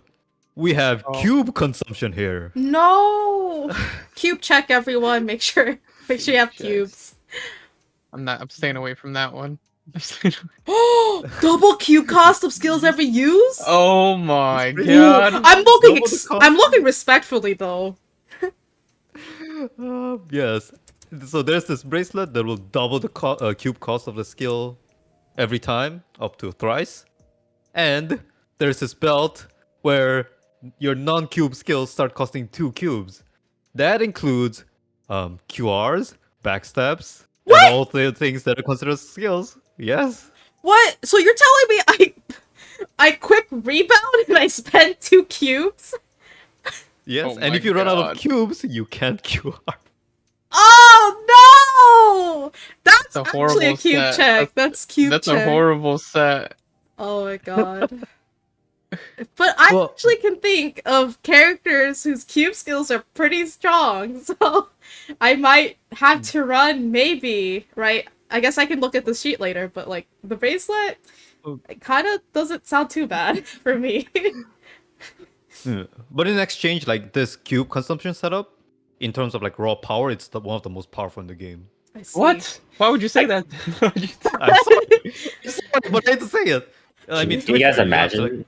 it's like, Imagine if this came out in Prey and people just aren't QRing. It's like, why is this guy just dying to Prey shockwave? I'm out of cubes, bro. oh man, Oh my like you God. use QR 3 times and it start costing like 30 cubes. I just saw the cube cost just fly up to price right now. God. Oh no, yeah, guys, the cube prices. The cube price. What Mango said is that it's. What did you say about this? Sorry, the damage increase from these items in the game. Yeah, so these like if you look at only like each of the categories and see how much damage they give, these take the cake. These give like the most amount of damage in exchange for obviously like spending like tens of thousands of cubes each dungeon. Kind of makes sense because cube skills on most classes I think are pretty strong anyways. So if you can just make them hit harder, right? Yeah. Yeah. But yeah, as you can expect, these are very expensive. Someone in chat says, "Why do you think I've been buying clear cubes? I'm about to get rich." Oh my That's the god. brain. Oh, big galaxy brain stonks. Well, time to go farm some cubes for me. Because I'm gonna be using this. Maybe not the Insanity. belt, though. Because I don't want to Insanity. backstep and then not be able to backstep anymore because I ran out of cubes. Uh, Okay. But yeah, if you're in a spending mood, or if you're like, I don't care about money, let me throw money at the screen and do damage, this is the set for you. I see. Dangerous. Dangerous, especially for someone I know on this guest table. Okay. Any questions or comments from chat or the guest table about our cube boys? So I guess on this cube consumption, I know Noblest the new advanced dungeon, the Noblest code. I think you have to do like 4 different characters. I feel like this can Mhm. be a problem per se. If Just you a go thought. for this for all 4 of them, yes, that'll be crazy, but it doesn't like apply for all 4 of them at once. It only applies to the current character you're using. Oh, okay. But if you do go for this cube setup for all 4 of your characters, then rest in pieces cubes, I guess. Oh man. The cubining. But The again, Cubinator. again, this is not the only thing in the game, so if you actually don't think you could keep up the cube consumption on all the characters you run, you're free to run everything else. You're free to run anything else in the bracelet or the belt slot. Yeah. Okay. I don't think I see anything in chat, so To be fair, I don't think there will be a lot of people asking about how do I spend more cubes in this game. yeah. Okay. But yeah, I guess let's move on. Yeah, So let's that's- move on. Well, there are a few more other like damage related categories out there, like manual command and whatever. But I thought these were more interesting or approachable. Now I would like to instead look at some defensive options. First off, we have this top that regenerates both your health and MP every attack. If you feel like you need more health into a dungeon, or if you wanna like boost up your MP consumption from that juicy 375, you might want to consider this. On our top, when you die, you just resurrect straight up, simple and easy. There's no cooldown? There's a cooldown, of course. I think it's Oh. like 200 seconds, Oh, which okay. is actually not bad. I see. Yeah. There are actually a few other more die and resurrect kind of things. One of them is actually the thing me and Forte mentioned before, the one where you die but don't die. Oh. What happens is, I didn't bring it up here, but when you die, you gain super armor, you ignore all damage, and you stay alive for the next 5 seconds. But that 5 second increases depending on the cube you spend. Oh.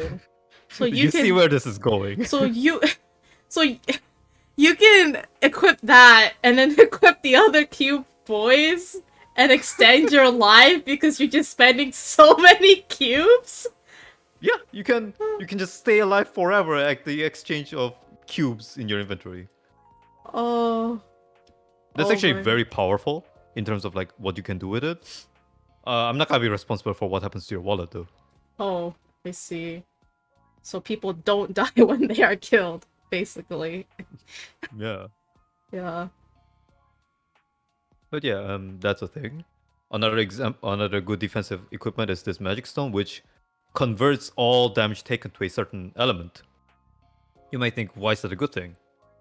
Well, first of all, some classes have built-in elemental resistances, like soulbenders or netmasters. And if you convert the damage to those elements, you just start taking way less damage because element resistance actually means something next cap. Or you could just stack up a lot of resistance for a certain element, pick that boy up, and you start taking way less damage. Oh. That's neat. And if you need a little bit more help with that, there's also sub-equipment, which greatly increases a certain element's resistance. I see. Yeah, and like I mentioned, the element resistance actually means a lot. It's gonna be capped actually at 100 next cap for each element.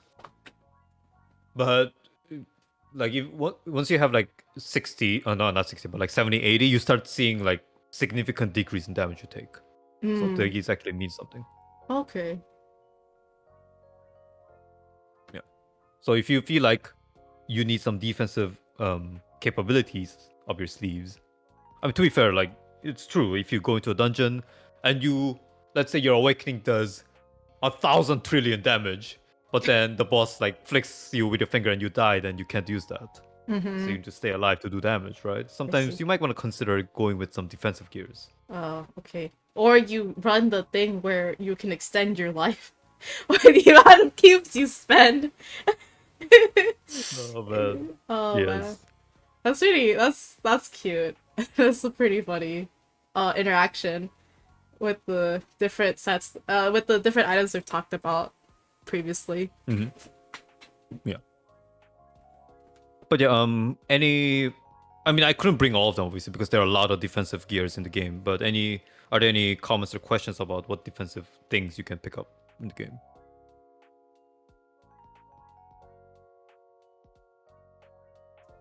I don't have any I guess- questions. I guess that's a no. I don't see I don't have anything from anything. chat right now. A dead DPS does 0 DPS. Don't sleep on the defensive options next cap. Yes, yes. That is always something to emphasize. Yes, do not just build for pure damage. You gotta survive too. Also, again, healing and defense buffs from Crusaders are weaker, so make their lives a little easier, please, and don't int too hard. So yeah, it would be worth checking out some of these pieces, and there's more pieces on the sheet. Yes, there's only 105 gear. Yes. The cap For is now. for now. The cap is 110, but I think their intention was that you don't have to hit 110 to start gearing up your character and to start working on them. Yeah. Yeah. And I think most of us have contract too, so we can just use it pretty Oh. easily. Yeah, that's true. It's like 95, right? So, yeah, a lot of us would be able to start using it anyways before we even hit 105. Okay. Okay, cool. Yeah. So someone asks, Alright. can you merge okay. equipment? I'm assuming if you mean like, I want like this line from this equipment and this line from this other equipment, there's like no way for you to make it into one equipment, right? No, not for fixed equipments. That's where the custom epics come in, but that's a giant can of centipedes. I don't want to open that. Yeah. We don't want to, we're not talking about custom epics today. Yeah. Yeah, we already have enough headache in our hands right now. That's gonna cause brain aneurysm for everyone.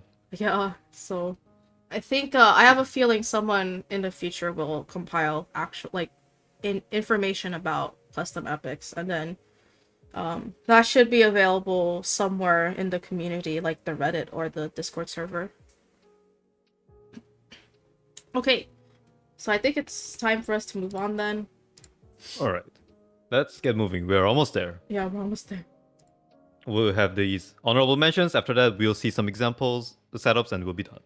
So these are more not exactly categories, but some more pieces that are standalone but were quite useful or powerful or notable. First off, we had this bracelet. You go into a dungeon with this, you lose 99% of your health. Seems like a crazy idea, but you lose MP before HP when you take damage. Oh. In other words, your entire mana becomes your health. Oh. I see. And I can already Definitely think don't of... want to use this with MP burning set for sure. Yeah. No, you die fast. I mean, you could, but it's not very healthy. Yeah. But it definitely synergizes in some capacity to something we mentioned before. Yeah. Mm-hmm. This definitely is very useful to go with the low health gears, because you don't have to think about going to dungeon and getting hit to get to that threshold. If you use this, you only have 1% health, so you'll always get those effects. And also, this can actually help in terms of survival department as well, because there are a few mana regeneration gears, and those kind of, in a sense, scale better than health regeneration. In other words, it might help you stay alive with these.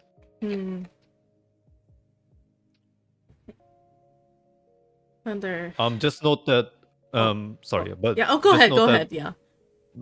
with this on, you only have 1% health. And if your class has a skill that consumes health, you will not be able to use it. I'm looking at you, berserkers and summoners. Oh. Oh. Let's see. But yeah, that's the notorious mana shield setup. You just pick up the bracelet and your mana becomes health. Easy.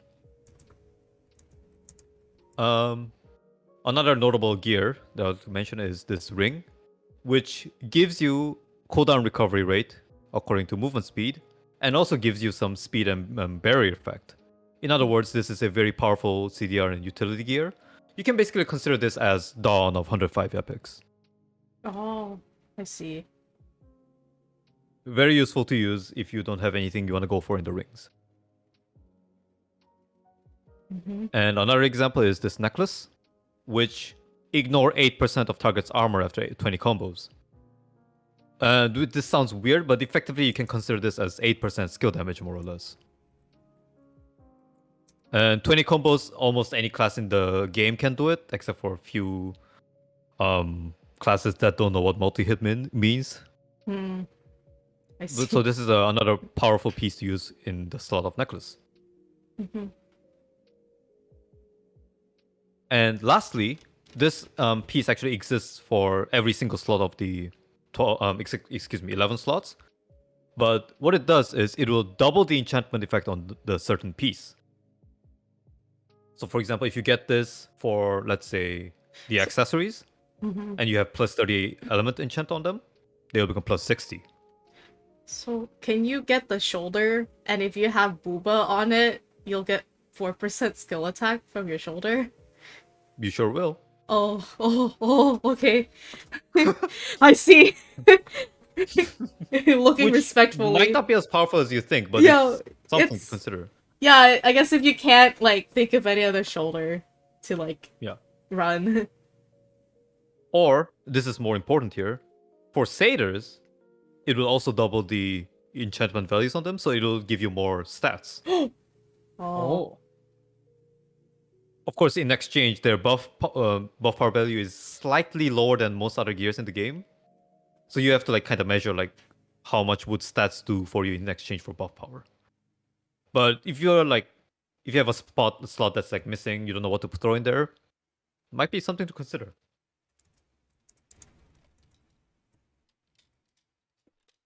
But yeah, these were some of the more honorable mentions that I could think of right on the top of my head. Yeah. Okay. Are there any questions or comments or mentions that you want to do? So someone asked, is it good to assume the ring goes well with Savior and Rogue since they both get a lot of speed? They would be more easier to use, but there's obviously a cap on this. It's not gonna be like, oh, you can have infinite speed and infinite cooldown recovery rate. No, that doesn't function that way. But there's a cap, and obviously classes with faster base speeds will have an easier time hitting that cap. But anyone can hit that cap with a bit more investment, I guess, like maybe emblems or something like that. Yeah. Utility is value next cap, so it's not wrong to consider picking up 1 or 2 utility epics now and then. Yeah. Definitely. Yeah, especially again if you're just sort of struggling to find a way to finish some of the slots that you still don't have, like 105 epics you're committed to. Yeah. So like if you don't really care in particular what ring to run, you can run the ring if you want, and then you can always change your mind later. Yeah.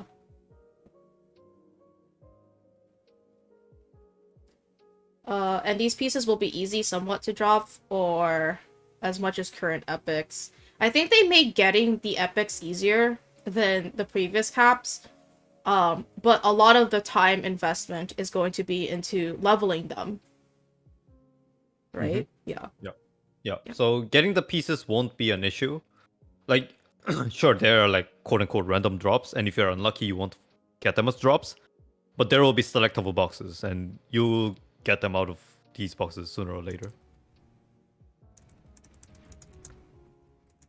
Okay. Yeah. Is there blind gear for Sura mains? Unfortunately not. No, okay, I see. Okay. I think we can move on then to the next slide. Okay, so we've seen all these different categories so far. Now, because before we end today's talk, I would like to show you a couple example setups that I built on my own for my male nen and savior, actually. Oh. So, to the left is my male nen's 2B setup, TM. It's subject to change with a big asterisk. But so for shoulder, belt, and shoes, we have our friendly 375, the MP consume pieces. I'm also adding 150 more MP consume from Magic Stone and top to get 500. So in other words, my core will be MP consume setup, which encompasses the entire left side and Magic Stone.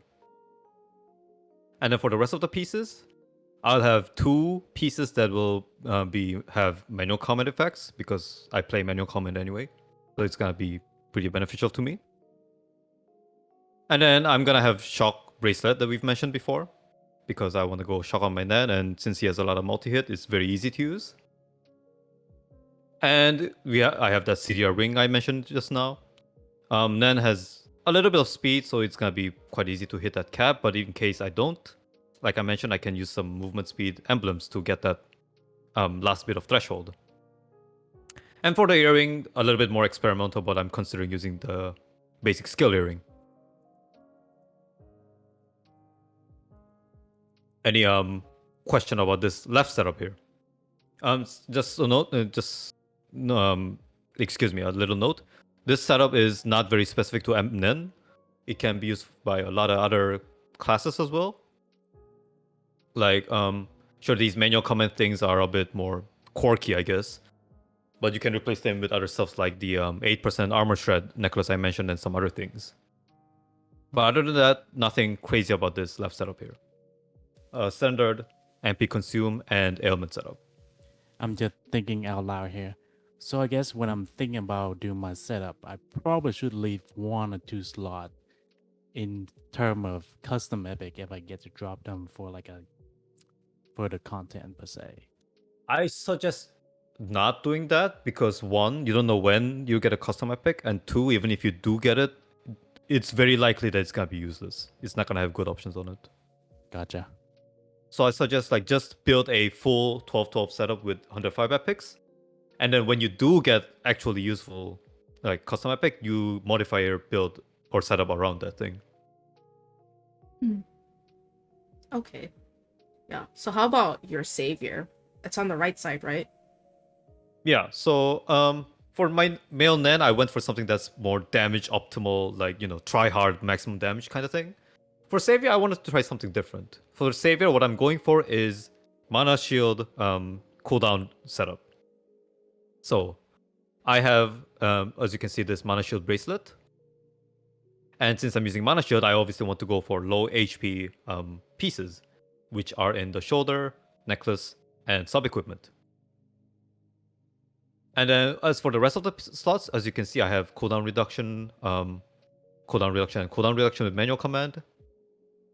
And for the belt, I have this MP consume belt. The reason I'm using it because it gives a little bit of MP regen as well, and that MP regen is higher than the MP consumption increase. So in fact, I'll get a more MP regen out of this piece than increased MP cost. Meaning it's gonna help me with my survivability. And for Magic Stone and Earring, I just went for something that will give me elemental resistance and elemental damage for a little bit more stability.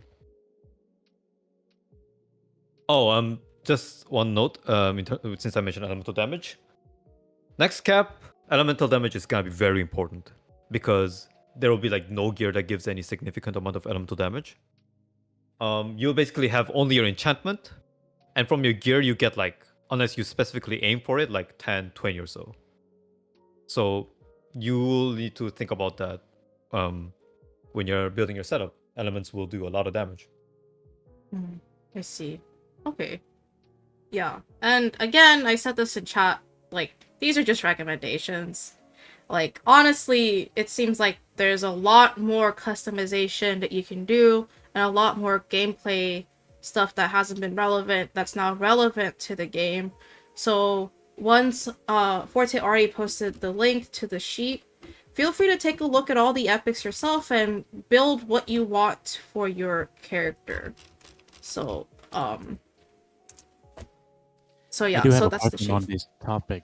Mm-hmm. So nobody have mentioned like a calculator per se. I know it exists. I have not played with it before. Have Oh, you guys have any, I guess, it, experience with it?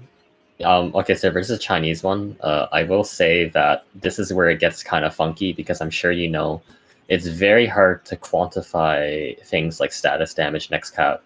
So that thing, there is, a bit of approximation. Yeah. So you thought 100 cap calculator was like a work of art. Next, this upcoming cap is just like a whole different monster. It's very hard to quantify anything, and I believe it's intentional. Mm-hmm. Yep. Yeah. That's why your like personal opinions and subjective thinking is a bit more important as well, because Yeah. you need to decide for yourself whether you want like damage, defensive abilities, or whatever. Mm-hmm. Yes. What we're saying is you might have to use your brain. So Do you mean I have to read on this next cap? yes, you have to read that too. You gotta learn that fancy alphabet. I'm sorry. Gosh, I think this is also again where if you want to talk to people who play the same class as you, I think it's worth talking to people who have the same mains as you and see what their opinions are and sort of just come to a judgment of your own. And you can, if I'm correct, you can inherit levels and exp between gears, right? So you can always change your mind. Yeah. Yeah. And also, like, we're going to be waiting. I'm gonna be honest with you guys. We're gonna be waiting quite a long, like, not like 5 years, but we're going to be waiting for a few months for Bokal Raid. And when Bokal Raid does get released in KDNF, we can take a moment and sort of look at how that's affected how people are building over in KDNF. Yeah. So Yeah, and I just want to give one last remark to everyone. So this next cap is a lot of change. There'll be a lot of new gears.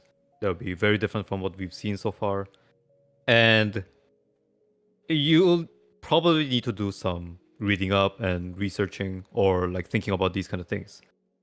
And for the lack of words, you'll have to like learn these things. But I would like to tell you that it doesn't have to be a stressful experience.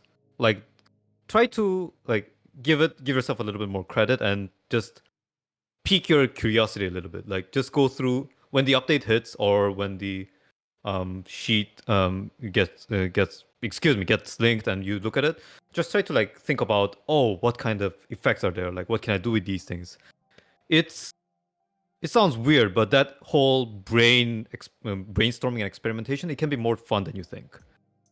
Funnily enough, what happened in KDNF is so far the most popular phase of the 110 cap was the first month when everyone was thinking about these setups, experimenting, and thinking about what to do with these things.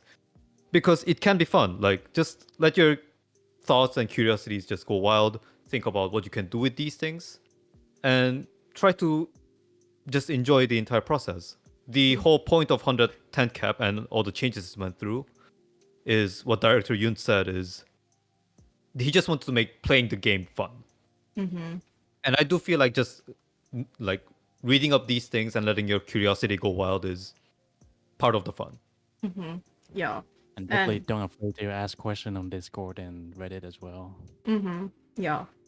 Yeah. I think this is nice because I get, at least for me, I'll be asking around and seeing what people's opinions are on the characters I play, and it's like an excuse for me to go talk to people, I guess, and try not to be shy.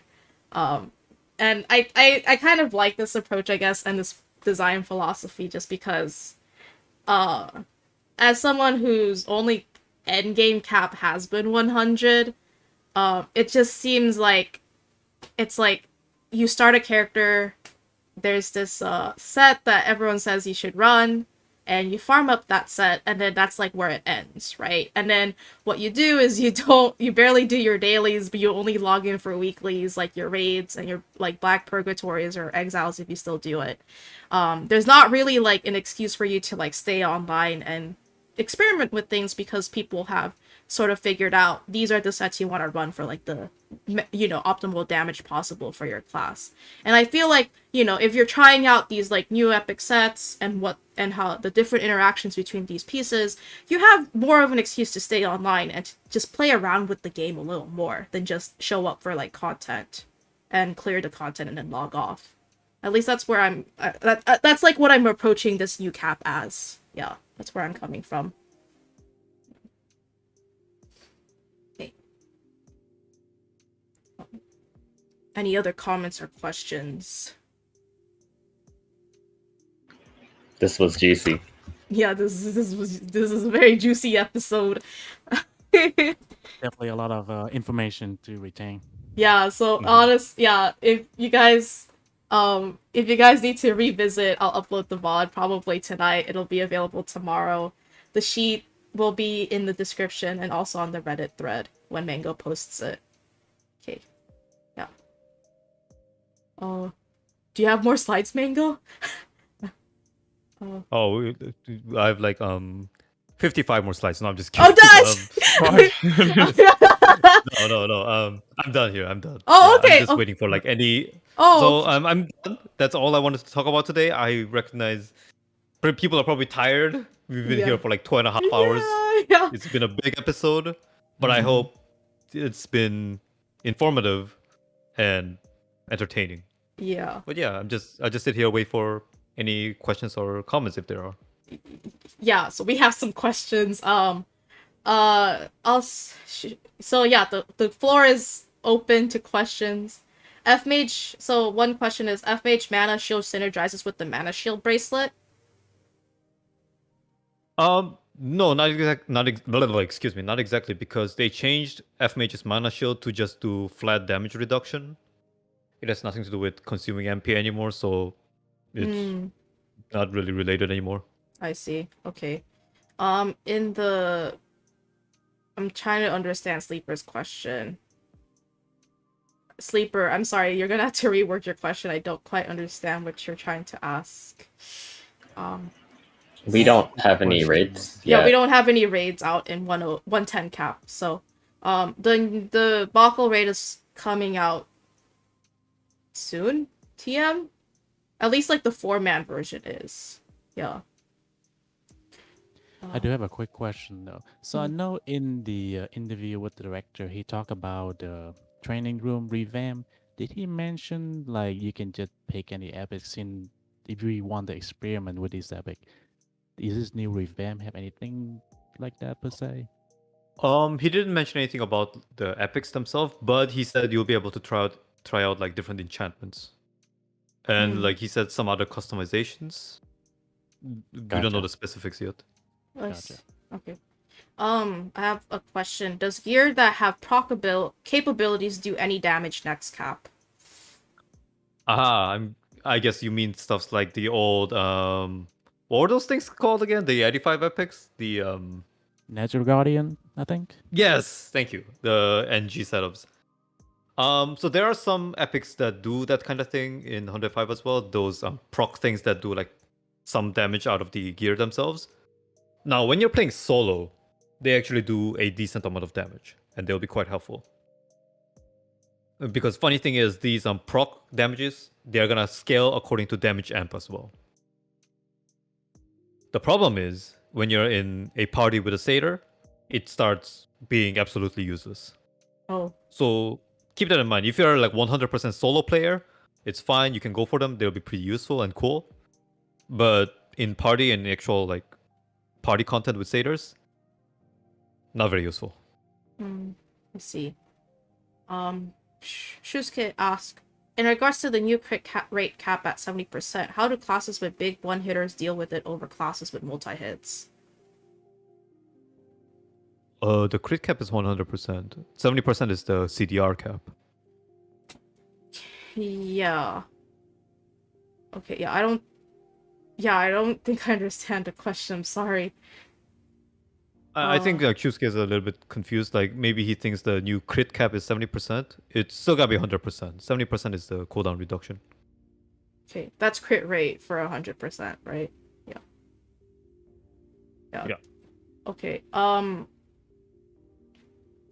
So Sleeper says how hard, because the hard level is based on if I can do gear for full DPS or defense. How hard in the fights? I'm not sure I quite understand. I'm guessing he's asking like how hard are the bosses gonna hit and how much do I have to think about defense? Okay. I think that's what I'm speculating. Okay. I mean, if you have no defense at all, and if you're like a leather character, then things are gonna hurt, definitely. Mm-hmm. And especially when it gets to a like level of Meisters where it's like actual quote unquote end game, things actually start hurting like real. To be And nerfed soon. yeah, to be fair. Okay. But yes, and if you have some defensive gears, they do start like paying off in terms of survivability. Okay. Yeah. And then someone asked, any news on the next 5th subclass? So Strong already answered, it's not even on the roadmap for the next 6 months, so if you're holding out for that 5th subclass, you might have to wait more than 6 months. Yeah, you gotta up the copium a little. Activate the copium machine for F-Bonk. Yeah, to be LE5 cleared, the 70% CDR cap being a skill may be reduced to 30% of its original cooldown at maximum. Yes. Okay. So, for example, if the skill has 10% cooldown as base, it can be as short as 3 seconds. Okay. Yeah. Female gunner satyr. Medic. Medic.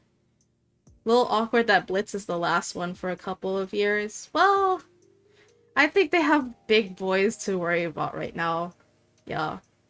Like, I mean, considering who the bad guys are in 110 cap, maybe not. Yeah. Yeah, they have according to the conference at least, it seems like they have a lot of things to work on. Yeah. Yeah. Yeah. Why is MP consumption seen as the strongest build? So, partly, if you think about it in terms of like the power you'll gain with the sacrifices that you have to make, from my understanding, what Mango was saying is that giving up, increasing your MP consumption is a sacrifice that's easier to make than compared to like getting 400 mil in your account storage, basically. Is that correct, Mango? Yeah, basically that. And also another thing is the damage it gives in return is very high. Like I wouldn't say like obviously it's not the top highest because there are some other things like the cube drinker that's still more powerful, but it's still like up there. It's like A+ tier, not S tier, but yeah. And considering the risk it has, which is pretty much none except that you just drink a lot of MP, it's very easy to use, very universal, and it goes well it goes well with anything else that you want to go for, like ailment or basic skills or whatever. So it's just straight up really versatile and powerful. Mm-hmm. Yeah. And like other pieces might require greater sacrifices, like cubes. So, yeah. Yeah, so I guess, like, that's a good sort of talking point. When you're looking at these epic gears, you kind of sort of want to also think about what you're giving up to get this power. Yeah. Okay. Any other questions, comments, or concerns?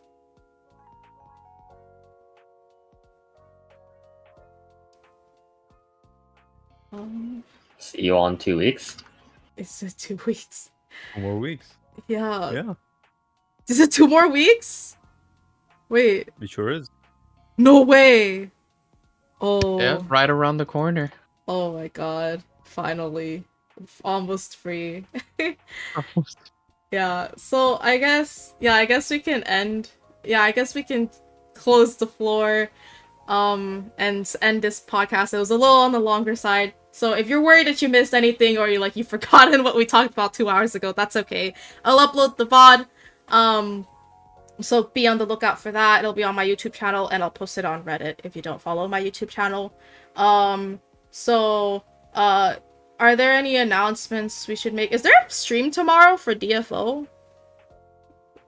Or Tomorrow. DNF Duel?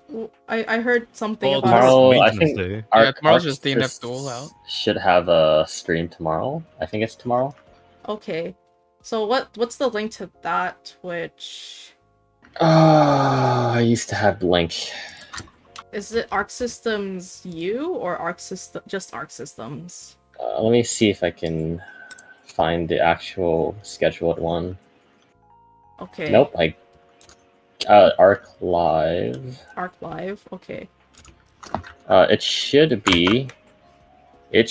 actually be on this stream. Oh, okay. Okay, so it's the one with the U at the end. Okay, yeah. So there's a stream scheduled if you're interested in DNF Duel.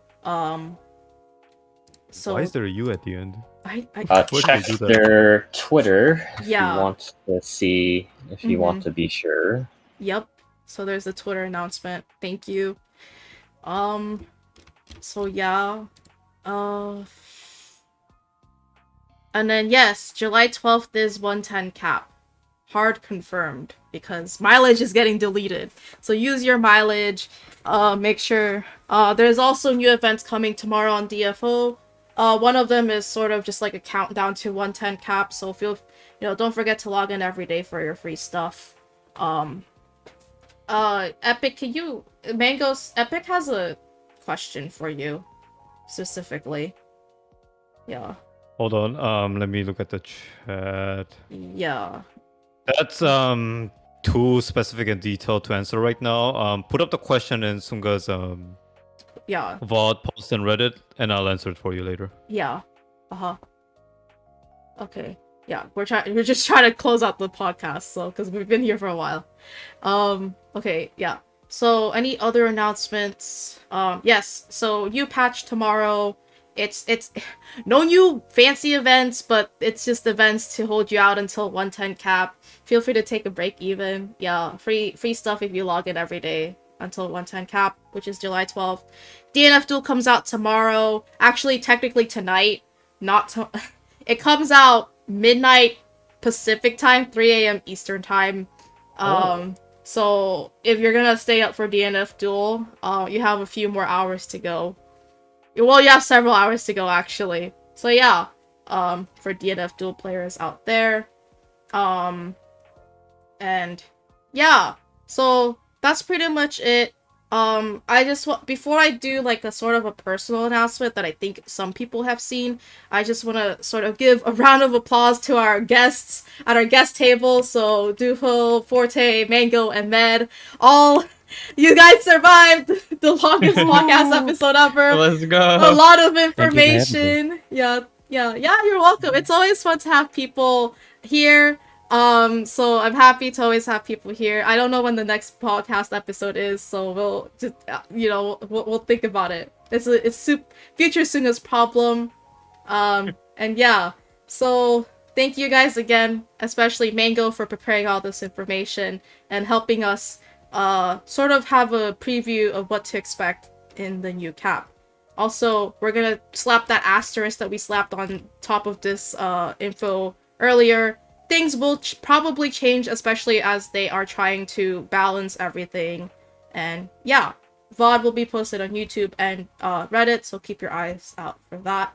And lastly, before we all sign off, I have to tell you some, well, not terrible news, like I'm not dying, but let's see. She's dead. I'm just kidding. I'm not dying. It's just because let's hold on. Okay. Where is it? Sorry, I'm bad at streaming. Okay, yeah. So I am going to be out of the country from June 30th to July 22nd, which is a long time, basically almost a month. So there will be no regular streams in this period of time. I can't guarantee my Wi-Fi situation while I'm doing stuff across the globe. So if I'm able to stream, just keep a lookout on any spontaneous stream. So yeah. Send me your model, and I'll be. Oh We'll damn. pretend to Forte Hime. pretend Sunga. So yeah, so I'll be gone for a bit. So I don't know if I'm doing a last stream on Wednesday or if tomorrow is my last stream. We'll see. We'll see how addicted I am to DNF Duel and how fast I can pack my clothes. So yeah. Okay. So yeah, that's the announcement I wanted to put out there. And yeah. And that's pretty much it. Thank you guys again for coming by, watching as always. I'm glad that we could do this mega episode, and I hope that everyone learned something or has something to look forward to in the next 2 weeks. Hold out, everyone. We have 2 more weeks to go. We can survive until July 12th. So yeah, and that's pretty much it. Do our guests want to say any parting words for our adventurers in the chat? See you in Arad, everyone. Mm-hmm. Yeah, see you Yes, later. and Thanks for having A me. good one. Yeah. That's good. I'm excited. I'm excited to consume 5,000 cubes every time I run a dungeon. Looking forward to that. So yeah, thank you guys again. That's it. We'll see you later. Good night. Sleep well. Or if you're not sleeping because you're staying for DNF Duel, have fun. Because I might do the same. So yeah, I'll see you guys later. Bye bye. Good night, chat. Good night. peace out.